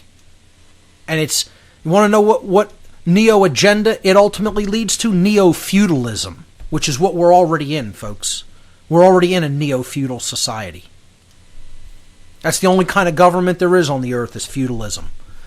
And sadly, that's what a lot of these radical feminist groups would love to see. They want to see this total control system for some reason. They love the nanny state.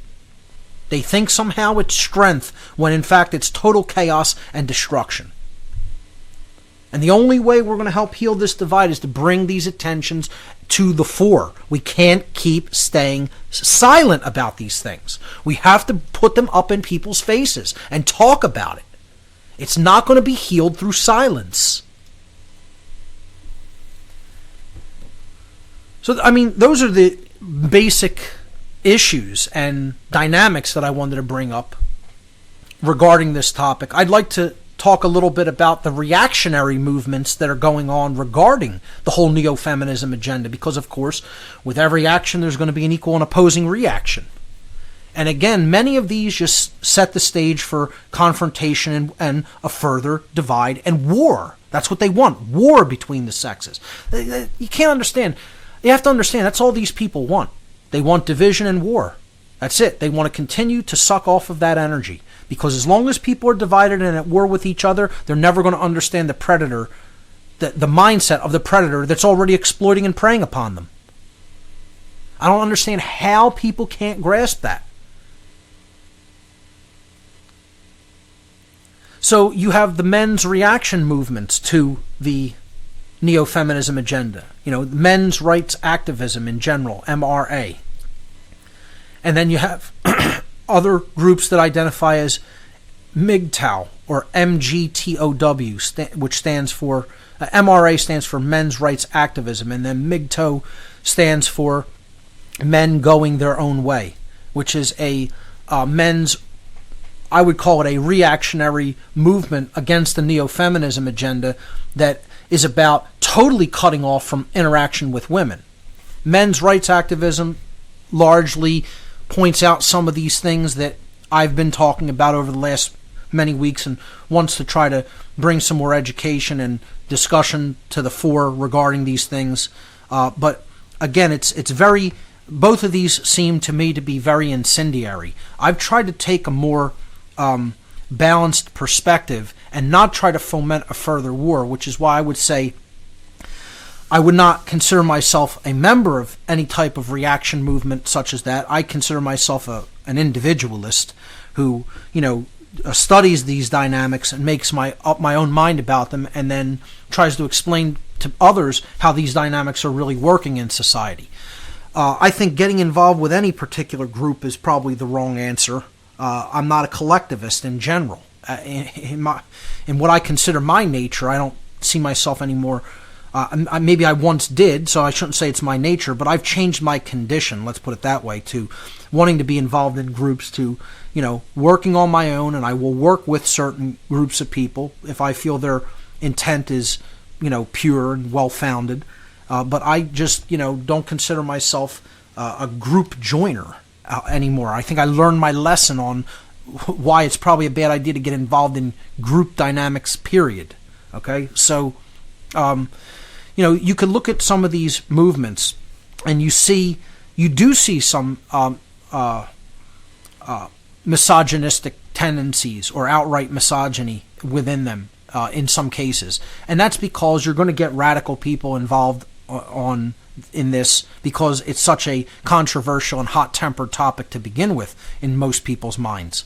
So I don't look at that as reflective of any of these entire movements. You have to look at that and say, well, there's going to be extremists in just about anything, and you need to realize they're a small percentage of it. There are many valid points that are brought up within these reaction movements, one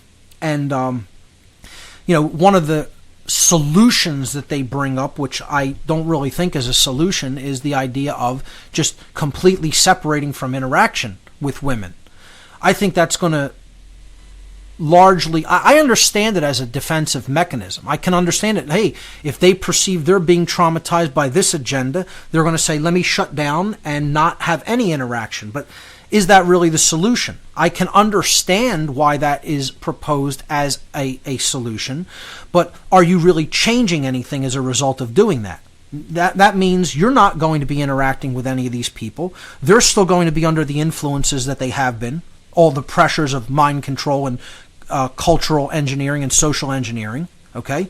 And they're going to still be outputting that same behavior because you're not really doing anything to change it. You're just going into a shell. So this is the idea of the sexodus. Many articles have been written on this. Maybe I'll post some links to some of them. I think there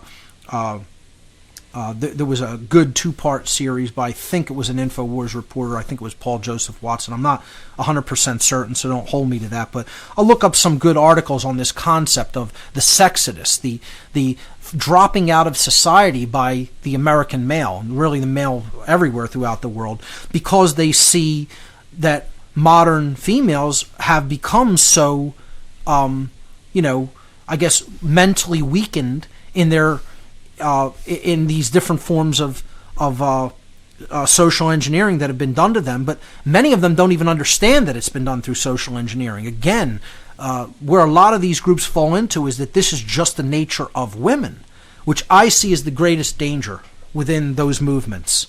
Okay? You could hear some of the gripes from some of these movements and accept those gripes as valid. Okay? Because they're seeing the symptoms, as I've explained a lot of the symptoms. Okay? But the proposed solution is to just go into defense mechanism mode and not interact. That I see I understand it as a short-term defense mechanism, but long-term, I would say that's going to lead to more problems, because what you're doing is you're just going to allow the social engineering to take its course without any resistance. Men are, if they're awake, are going to have to bring knowledge of how this agenda is a eugenics agenda to the table and confront women with that who have fallen into it. You can't do that if you just drop out of society, folks. We'll pick this dynamic up on the other side of the break, and then we'll be taking your calls in hour number 3. Ladies and gentlemen, you're listening to What on Earth is Happening. We'll be right back.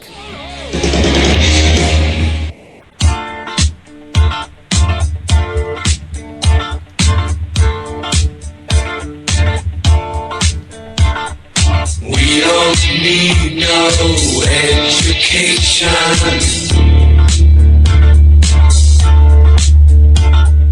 We don't need no thought control. No dark sarcasm in the classroom. Teacher, leave them kids alone.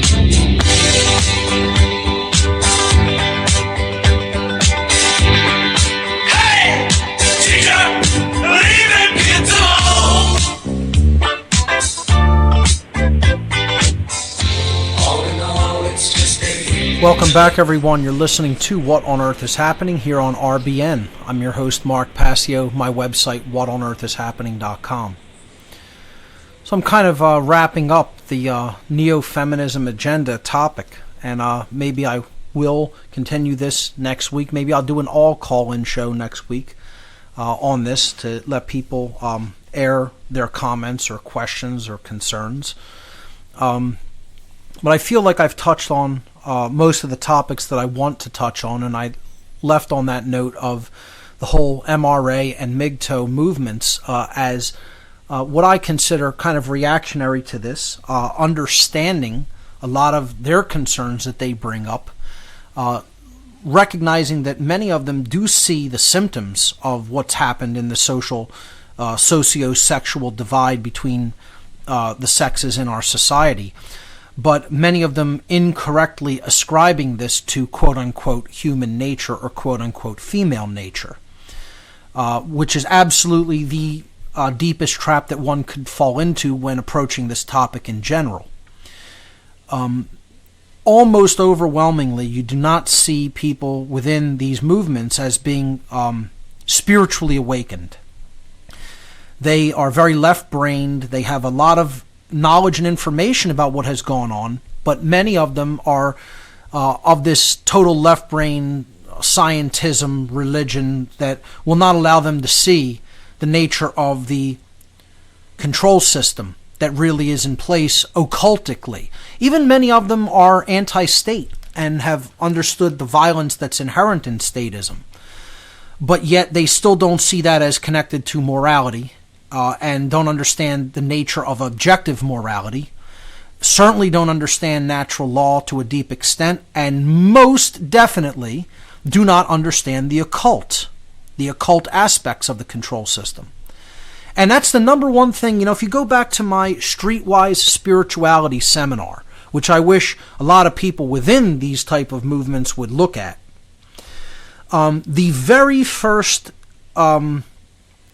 characteristic of being truly spiritually awakened that I listed in that seminar, Streetwise Spirituality, was knowing about the occult and understanding that it has both dark and light sides to it.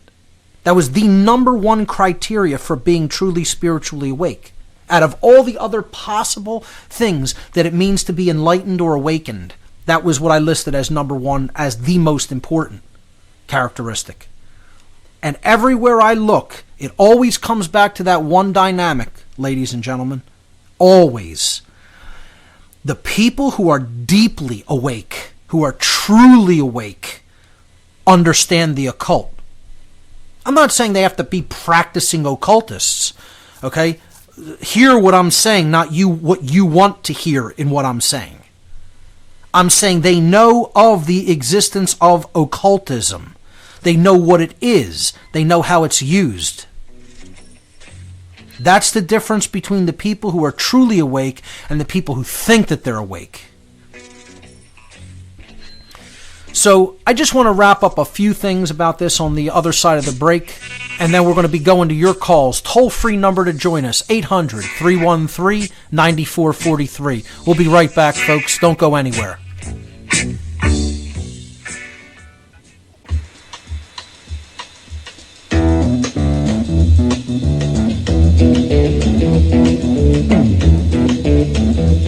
You know the day destroys the night, night divides the day.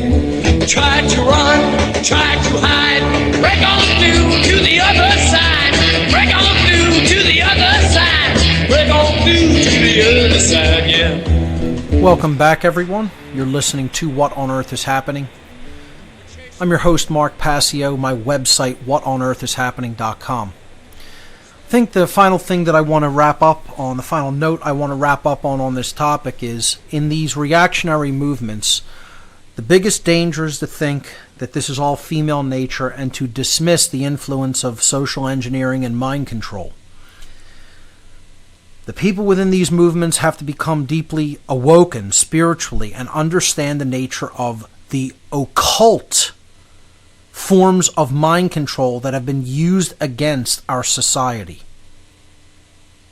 If you don't understand that, you don't really understand the nature of what's going on around you. Completely removing yourself from the equation is not the answer long term. I get why people want to do that as a defensive mechanism, because they've been traumatized by this. Okay? You want to do that for a time? I did that for a time, folks. Didn't interact with anybody. People thought I was some weird hermit or something. But what I was doing in that time was I was getting my head straight. And I was learning about what was going on in our world. Deep amounts of knowledge and learning were being taken in.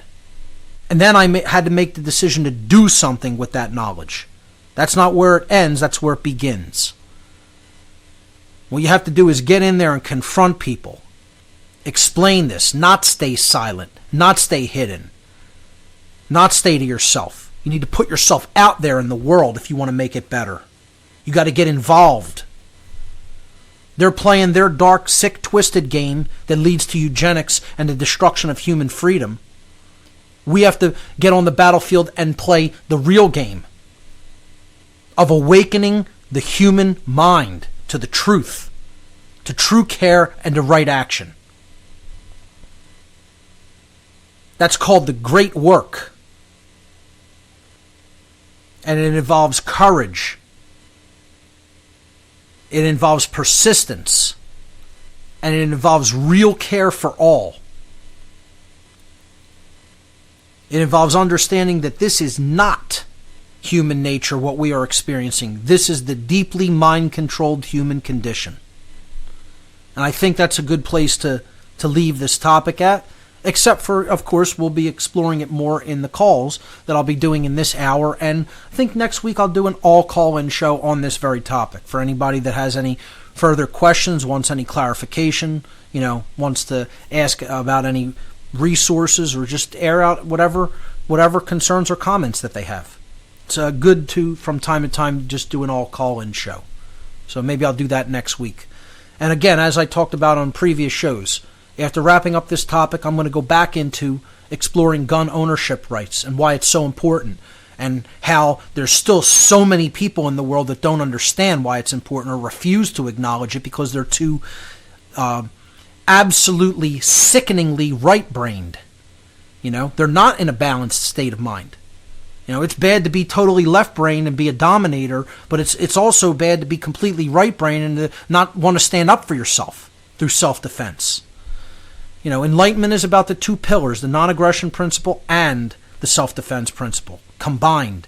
That's the holy union of the sacred feminine and masculine. There's still a lot of people that don't get that. So I'm going to give my whole Second Amendment presentation on the air in a somewhat extended format. And then, we'll talk about gun ownership rights and what it's really deeply about. Why it's a cherished tradition in the United States, and why that has to spread to the rest of the world. So also on future shows, I'm probably going to do an entire series on the occult history of Nazism as a religion. People think Nazism was just a political ideology. It absolutely was not just a political ideology. It was a occult religion. And I'll be breaking down the early history of Nazism and looking into its occult roots, the occult roots of Nazism. And then I'm going to go back into solutions after that series is wrapped up, and I'll be looking at what I call the technique of maven targeting.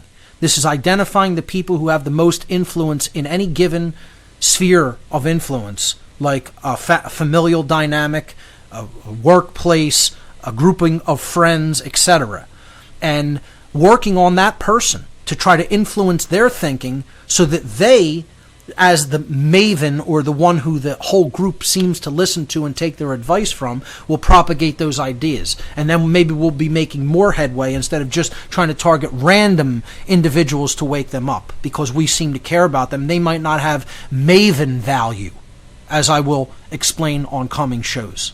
So the whole concept of maven targeting as a strategy to converting people to the truth will be discussed on a future show or shows as well. So for now, I think I'll leave the neo-feminism agenda topic where I have it, and we will go to the phone lines for the remainder of the show. So let's hear from Ray in Oregon. Ray, you are live on What on Earth is Happening. Welcome to the show. Well, thank you. Mark, you know me. You're aware of my work. Absolutely. This is Ray Karcheski, correct? Yes. Yes. I'd like to speak about the. As you know, I call myself a living Christ. Yes. And that disturbs a great number of people, Christian and non-Christian alike. Sure.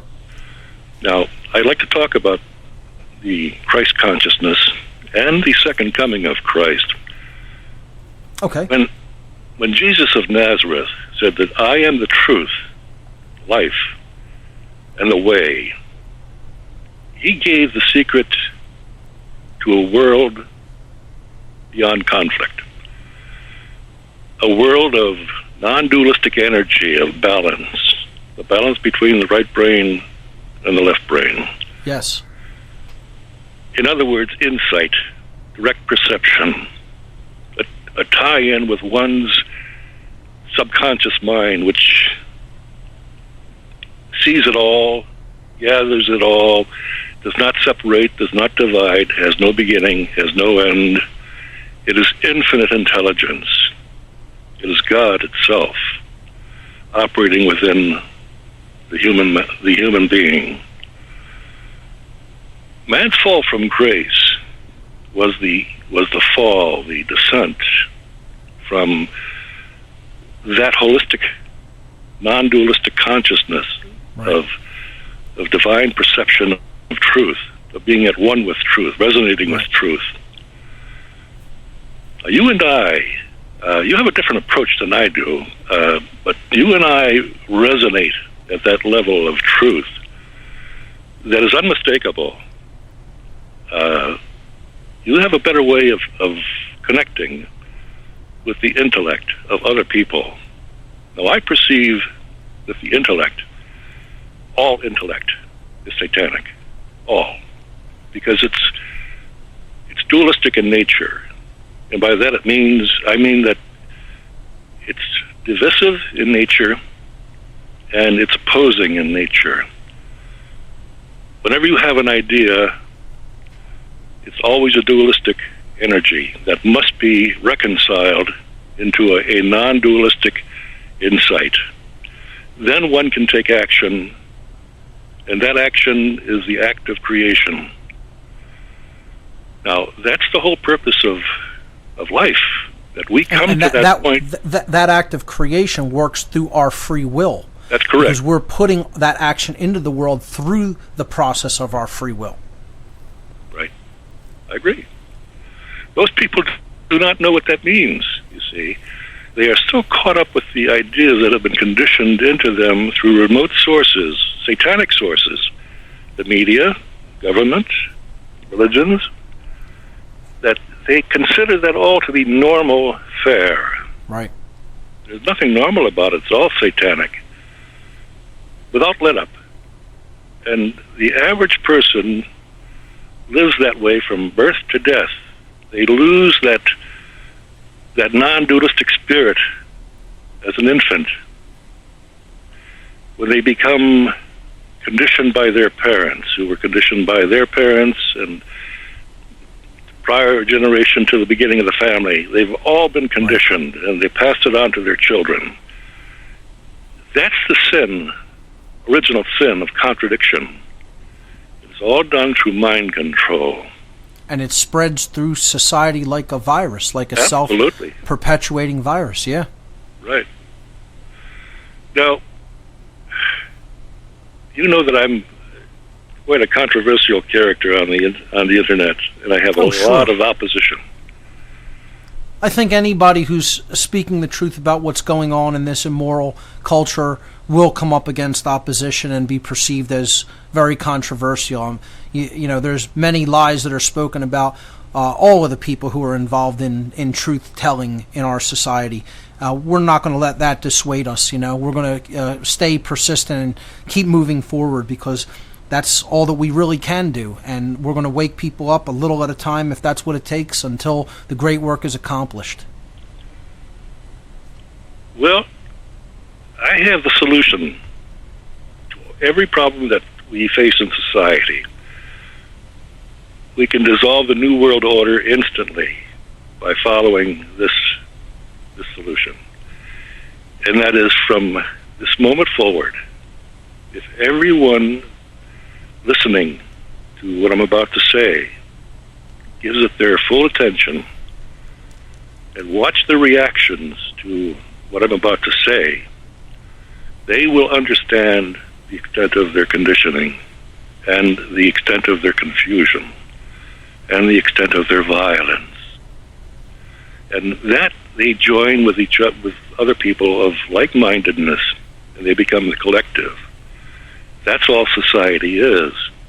And it's a divisive, violent arena. The arena of absolute destruction, both destruction of others and self-destruction, of confusion. From this moment forward, let everyone hearing my voice, from this moment forward until the end of their life, never tell another lie at any level. A white lie, a black lie, doesn't matter. You see, most people find that impossible. And yet, to rise above the dualistic energy of the intellect, the satanically ruled intellect, and that's exactly what the intellect is, an instrument, like a computer, that is programmable. We must rise above that. When you rise above to the non-dualistic arena of truth, you have transcended hell. You have risen above hell in your life, and your life only. But it's infectious.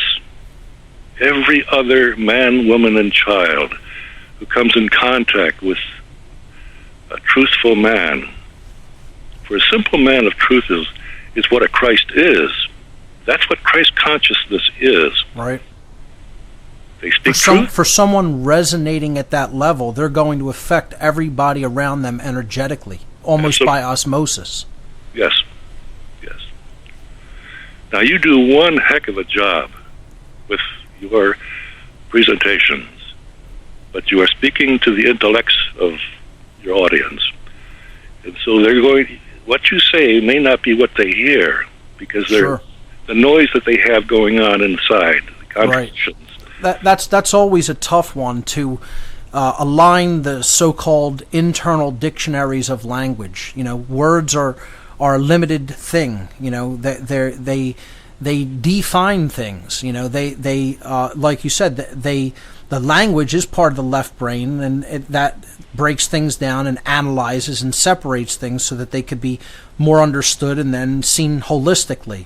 And a lot of people don't have the same internal dictionary, so when you're saying one word or concept, they compare it to what they have in their internal dictionary in the mind of language, and it doesn't always equate. It's a very tricky concept, language, and being as clear in your in your explaining of something as is possible to be. It's why I prefer the spoken language over even the written. Like, I'm working on a book and I constantly worry about, well, is this much explanation through language in this paragraph or in this sentence sufficient to really convey the idea? Because I can't be asked a question, I can't come back with a clarification of a topic. It has to stand upon its own, and that's where you get into very verbose wordings and get into editing things ad infinitum. And it's kind of like why I more prefer the spoken word to the written word, because you can have that dynamic interaction between people where you can further clarify through making an additional statement to try to really get people to understand what it is you're really deeply saying. It can be a very tricky thing, and I think it requires balance and it requires a lot of practice. And I always hope that I'm doing enough job on those grounds. But you're not always going to reach every single person. You do what you can, and then you hope the chips fall where they may, and that people really get the gist of what you're saying. Well, I listen to you deeply, and I resonate with the energy behind your words. I'm not too concerned with the letter of the word. My attention is paid to the spirit of the word. Sure. And that's where truth is felt. I couldn't agree more. I mean, I think that's a really profound insight there for people to listen to, because people in the past have asked me, well, who do we listen to? Whose information is good? Who do you pay attention to? And I try to explain to them it's about an eclectic gathering of knowledge and information, and you have to ultimately feel.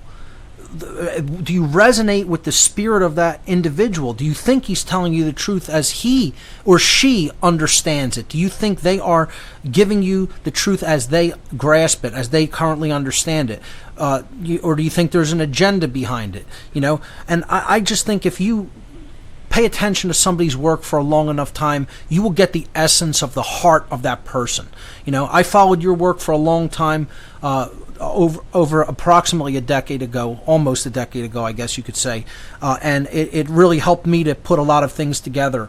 And it's like you just eventually, by listening to somebody, by gathering in their work and taking it in, you get the sense for that person's mind and heart. It's like you have to listen to enough of it too. So I think that's a big part of discernment. It's a big part. That's the intuitive right brain side of things. That's right. Where the intellect isn't really present, that's heart-based intelligence. That's the right-brained side of things. And I think that's so important for people to be able to do and not just go along with the analytical approach. I'm not saying that isn't important. I think that's important as well. I tend to look at the intellect as part of the intelligence process, but the intuition and nurturing of the right brain and the heart have to be brought into the equation to balance it. I would say intellect without that sacred feminine perspective is satanic thinking, right. Is pure dualism. Fair enough. I mean, that's where I would just slightly differ. But your insight about how to feel somebody's information and feel their energy is very, very, very profoundly valid, and I think more people should take that into consideration when listening to information from any teacher, so called. Yeah. You mentioned the word insight. Now, insight is direct perception. That's at 1 minute with truth. It cuts through all the garbage. Ray, we're coming up to a break. Hold on right there, folks. We'll be back after these words.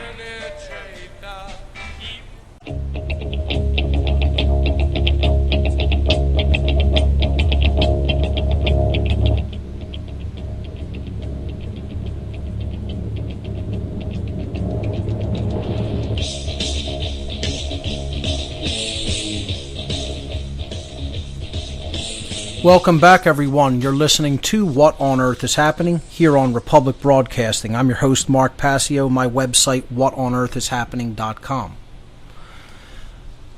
Before the break, we were talking to Ray in Oregon, and Ray, you were going to make a point about insight. I'll let you finish up that thought, and then I'll move on to some other callers. We must acknowledge what the intellect is all about. We must use the intellect in order to solve technical problems and not insights, but mindsets that are gathered by virtue of mind control, our minds being manipulated by other sources. And we must use the intellect in order to communicate one with the other. Now, that is the only purpose that I see as Christ. I see the rest of the life. We must become silent. We must die to the intellect, die to the mind, and be reborn of the spirit of infinite intelligence and have direct perception. That's insight in all other matters of life. Now, to straddle that, to have that balance between the two, to know when to use the intellect and when to drop it, that's the secret. Now, this comment I made about never tell another lie, that's an instant transition from the dualistic intellect into non-dualistic truth and Christ consciousness.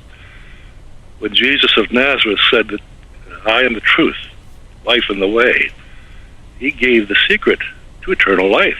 You can only see the truth in the eternal moment of now.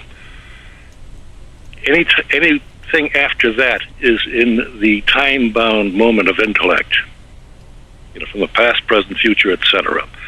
And it's full of illusion, full of representations of truth.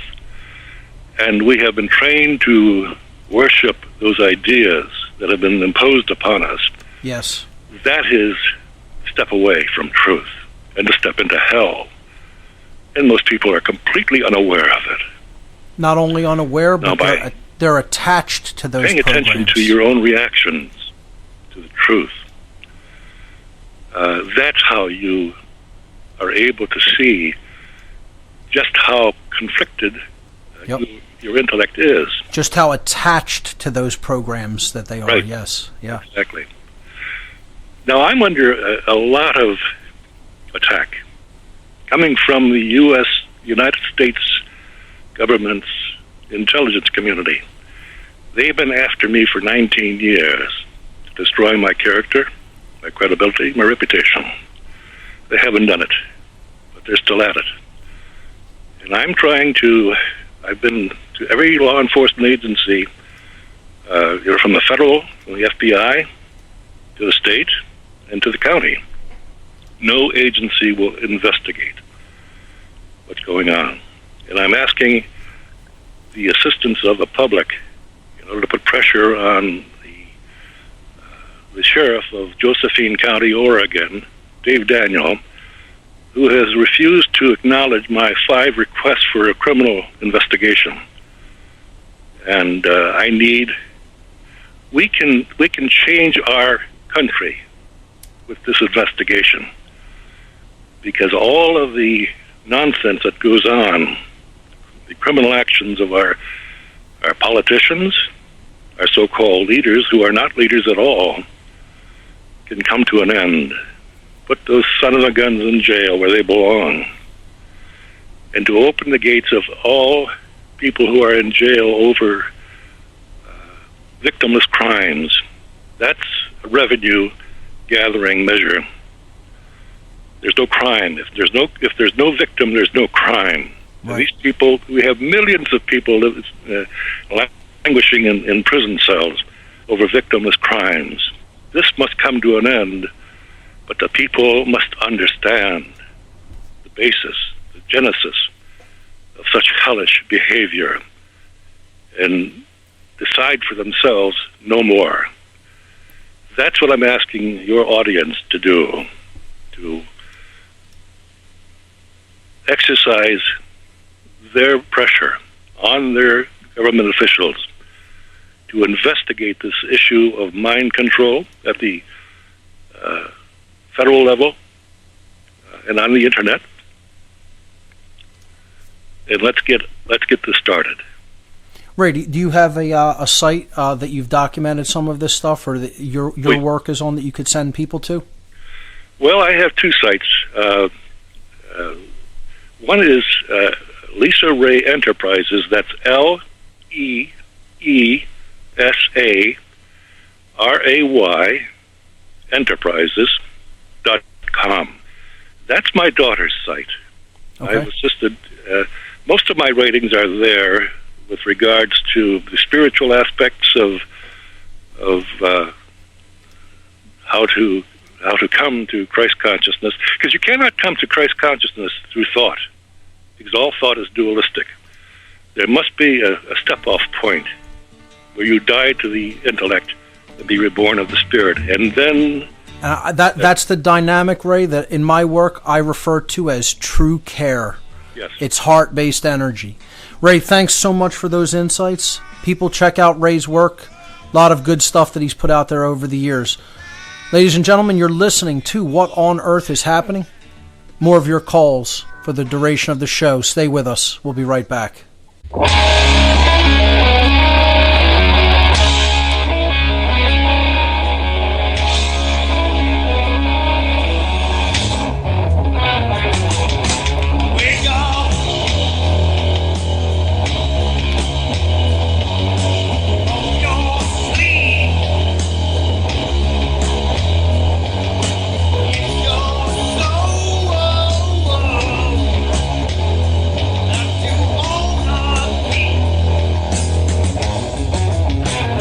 Welcome back, everyone. You're listening to What on Earth is Happening here on Republic Broadcasting. I'm your host, Mark Passio. My website, whatonearthishappening.com. We're taking your calls. The toll-free number to join us, 800-313-9443. I want to thank Ray in Oregon for the great call in the last couple segments. Let's move on and hear from Dave in Massachusetts. Dave, you're live on What on Earth is Happening. Welcome. Oh, yeah. Hi, Mark. Hey, Mark, getting back a little bit more on the topic of your show tonight about the neo-feminism and the sexist sort of thing. Mark, I wanted to, how you talked about how the disparity between men and women as far as like being active in the patriot movement, yes, and everything. Yeah. There's at least 9 men for every 1 woman, maybe even 19 men for every 20 people. Yeah, I mean, I would have to agree. I mean, why do you think that is particularly? Well, I agree with you. Mark, that these women have been weaponized. The women have been weaponized against them, and they're back here in Massachusetts, not just because it's winter, but they all look like state troopers. They're like they're part of the police state. They're all walking around in these big, heavy black Gestapo boots. You almost think they're Massachusetts state troopers and everything. You know, and you know, if when you're in a boy, I hope I get to what I wanted to talk about. But Mark, when you're walking around anywhere, in any building, public building, a hospital, anywhere, whenever you hear someone making a racket, Mark, have you noticed how these women walk around like they're like a Gestapo? They make a racket when they walk. They give me the creeps when they walk up behind me. Men walk very quietly. You know, almost 99 out of 100 times when somebody's making a racket, walking up to me behind you like they're the Gestapo and everything. Now, you know, it's almost always a woman. Wearing some big heavy boots or shoes that make a racket. Men walk quiet, but I don't know if you've picked up on that. David, if I could bring up a point here, what I seem to notice is that a lot of women in our society don't seem to recognize that this entire thing that we're talking about ultimately comes down to control. It's one of the things that I feel that the female in our species seems to be resistant to deeply grasping. Like, for some reason, they feel that control, meaning coercive control, somehow equates to security or safety.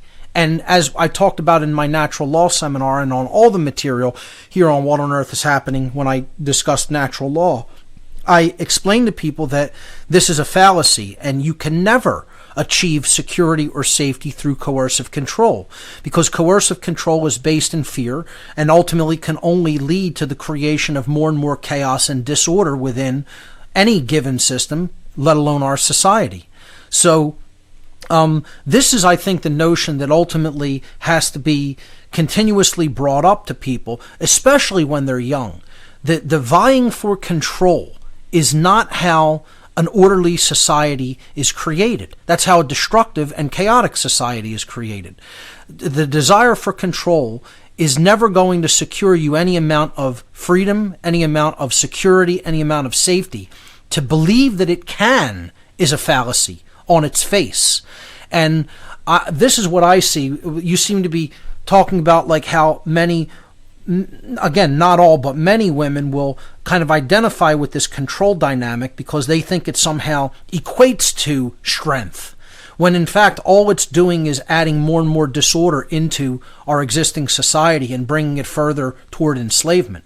And I think more women need to understand that dynamic, because many of them in this in their hyper-masculinization through the neo-feminism agenda think that somehow taking control and constantly wrestling for control is somehow indicative of real power or real worthiness or real strength. And in fact, it's the exact other things. It's not real strength. It's actually a weakness, because it's based in internal insecurity. And it's not going to lead to anything that's desirable or what we say we want in our society. It's going to lead to all the negative things that we say we don't want, that we identify as bad for us.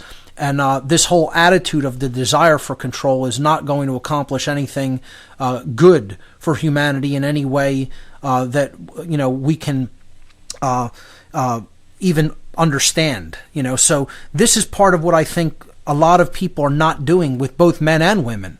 They're just not helping them to understand that the desire for control is only going to lead to a more satanic and enslaved society. We have to let go of all that desire to control other people, and this is what I just see happening in the socio-sexual divide between men and women. It is largely about control. This is what relationships have become about. They're not about partnering anymore. They're about who's going to be the dominant person, who's going to be, the one who, quote, wears the pants. It's not about a cooperation. It's about, competition. I mean, that's the way I see what's going on. Yeah, Mark. Now, another big thing is this 911 number. These weaponized women just impose this brutal police state on us men. They love that 911. Mark, the kind of man I am, I've had that 911 called on me so many times, not because of anything I did, but just because of who I am, and maybe just because of something that I said. And the next thing I know, the Gestapo were there, and they automatically siding with the woman. They could care less about my side of the story. They're commanding me to leave the premises. Right. And all. In any kind of a dynamic where there's any kind of social upheaval, you will see the state largely taking or listening to the side of the female in the situation to a great degree, more so than the man.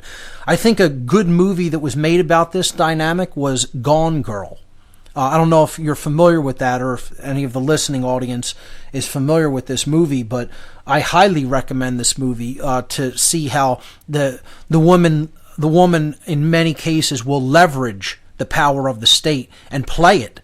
And it's a very powerful movie. I think that this movie is so powerful that I don't think it has been recognized as the cultural influence that it is. I think it will be seen in retrospect as a cult movie, if you will, as a movie that has a cult following, because I think the themes in it are exceedingly powerful about how manipulative a woman can become and get away with that level of manipulation because she will leverage the quote power of the state and influence of the state to get her way and to basically get away literally with murder in the instance in the story of Gone Girl, which people will have a lot of comments about both ways, that movie, but that was written by a woman who I believe was formerly involved in the neo-feminism agenda and kind of woke up to it. I can't remember the name of the woman who wrote the book, but it was a book and then it was made into a movie. I think it's a great allegorical film, and I think people definitely need to see it personally. So David, I want to thank you for the call and the points that you brought up, and let's move on and hear from Consolo in Toronto. I hope I'm saying that right. Is it Consolo? Hello? Yeah, it's Gonzalo. Consolo in Toronto, welcome. Thanks. I got a book for $2. I found it at a book sale, and it was quite interesting because it was talking about moral law, and I just wanted to know if you wouldn't mind me reading a section of it. Sure, go right ahead. Sorry, give me just a second here. Okay. Morality calls upon every human being to make the same choices and hold the same opinions without criteria, without logical reasons, without interest. In its own sphere, morality is like aesthetics, in which indefinable beauty can and must be fundamentally the same for all. Thus, morality makes the most sublime revelation of human history. We are one. Becoming more and more what we are has been the object of evolution as far as we can see. The existence of absolute morality confirms the existence of absolute freedom. There is no guarantee, no prescription, no method for making our choices. A method would be a model of good, making every choice a calculation and every false calculation an error, not an evil. The mathematicians who make a mistake are not liars because their objective was the truth. Liars are swine because their objective was error.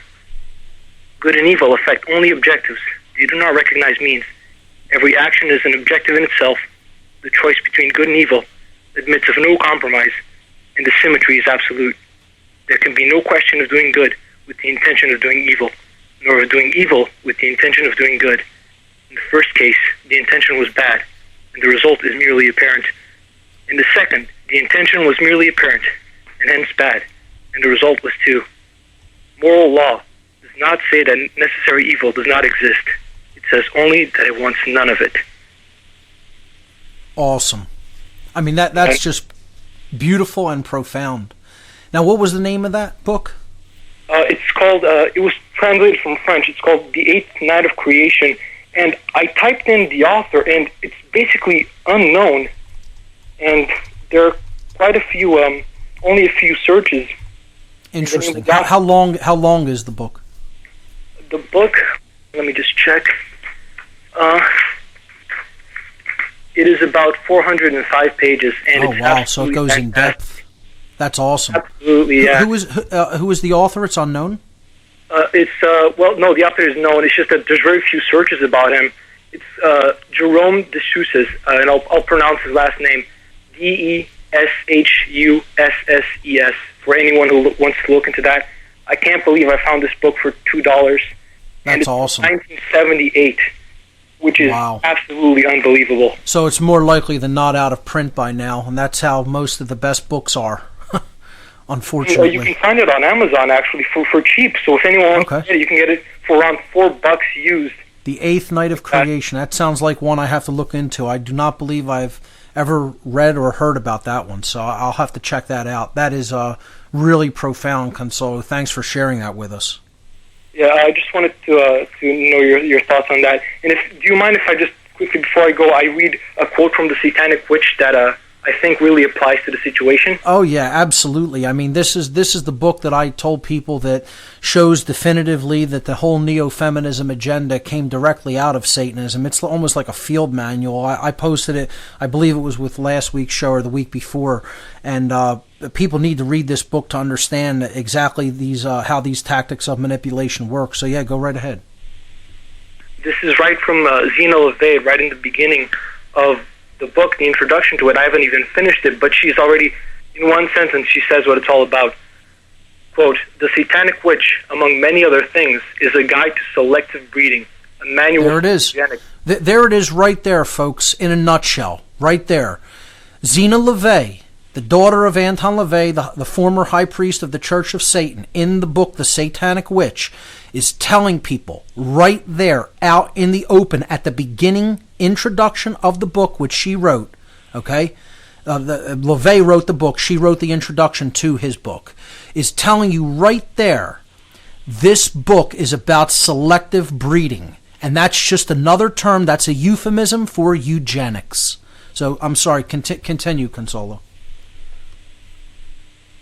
A manual for eugenics, the lost science of preserving the able-bodied and able-minded while controlling the surplus population of the weak and incompetent. Yep. That's Satanism. There's that old religion. There's that old-time religion. You know? People don't want to understand that that's what Satanism is. You know? They don't want to grasp that. I mean, right there in a nutshell, that says it all. And this agenda comes directly out of that religion. And, you know, I don't know how to put it any plainer. There it is in the words of one of the most famous Satanists in the world, Zena LeVay. Absolutely. So there it is. And it was just that one quote. She spelled everything out.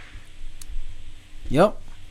Yeah, so I just wanted to bring that up and then really recommend that book. It's called The Eighth Night of Creation. If anyone can get a copy of that. I feel like that was just such synchronicity coming across that book. And yep. That's how these little gems find our way to us sometimes, you know? Yeah, absolutely. He talks about, to me, I think this was a person that if he was alive today, he would be talking to you about natural law. Because he discusses so much of it. He discusses the law of entropy, causality. Sure. It's a fantastic book. I'd highly recommend. It's all the same thing. It's all that which has already been here and that we are bound by and that we work with and through. And, you know, there's nothing new under the sun, as they say. It's just people have had a different way of explaining it in their own terms, in their own words, in their own cultural ways throughout history. And that's all. But it's always been here. Consolo, phenomenal points and really great recommendation on that book. And thanks for bringing up that quote from LeVay from The Satanic Witch. Great call. Thanks so much. So let's move on. Let's hear from Angela in California. Angela, you are live on What on Earth is Happening. Welcome to the show. Hi, Mark. Can you hear me okay? Yes, absolutely. Okay, awesome. I've studied your work for a while now. I actually was one of those avid people who took notes on it and kind of studied it like a course in school because the way you laid it out was very helpful for me in my learning process. And that kind of led me to a couple things that I wanted to touch on solution-wise that people might find interesting or helpful. Sure, go right ahead. One is water. I mean, it's 70% of the makeup of our bodies. So I've learned a lot recently about distilled water and tested it out for myself. And there's some really powerful potential behind that, I feel. in removing the impurities that we're being subjected to without our consent. Absolutely. This is why there's a campaign against distilled water, and they want to make up this lie about drinking it leaches minerals from your body. No, it doesn't work that way. Your body needs the purest form of water that there is. I generally drink reverse osmosis water, but when I can get my hands on distilled water, I'll use that. Juicing is one of the best ways to get distilled waters from fruits and vegetables. Yes. Amazing for decalcifying the pineal. Yes. My husband actually, about 2 weeks after he started using distilled for the first time ever, he started lucid dreaming. So there's a lot of potential there. Andrew Norton. Angela, we're coming up to a break. Hold on, and I'll let you continue this on the other side of the break. Ladies and gentlemen, you're listening to What on Earth is Happening. Stay with us. We'll be right back.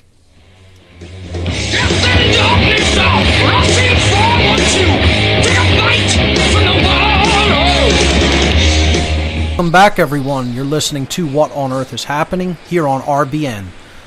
Last segment for this edition of the show. We were previously talking to Angela in California. Angela, you were giving some great information about the healing power of distilled water and its ability to decalcify the pineal gland. So you can continue with that line of thought. Yeah, in case you didn't catch what I said right before the break, Andrew Norton Weber is a good resource for that. He also goes into might be a touchy topic for some, but urine therapy if you want to take that a step further. So just really fascinating information that I found very useful in my journey. Another couple things I just want to touch on real quick, phonics, understanding sound and resonance to reveal language spells and how to speak more clearly in truth. Santos Bonacci, I know he has a great piece on that. He has tutorials all over YouTube, and he also touches a lot on astrotheology, but I know you've also you break down a lot of phonics in what you define in your presentations, which kind of led me down that rabbit hole. Oh, yeah, Santos has some great information. I definitely recommend his work. Yeah.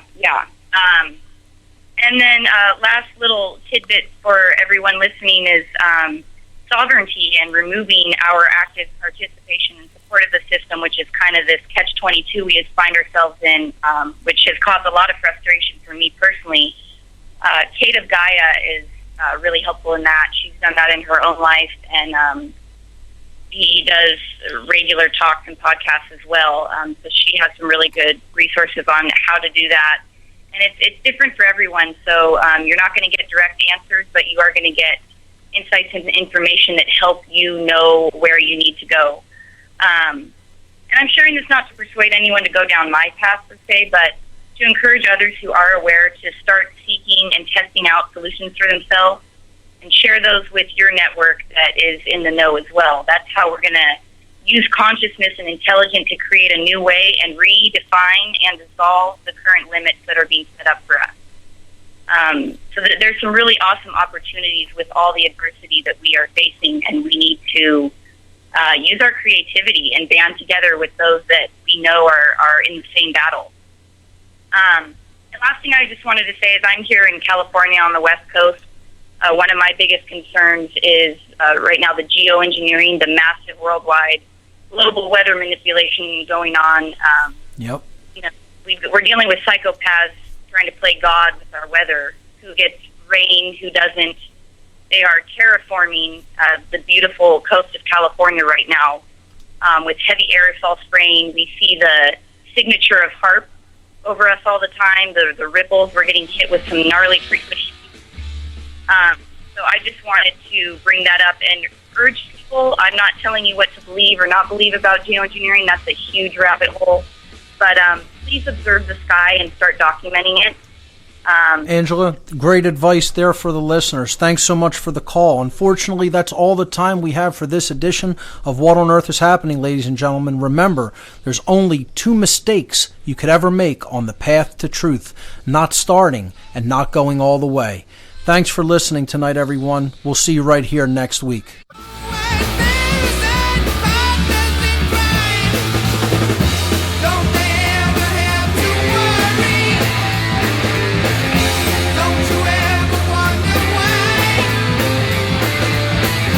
It's a part of me that tells you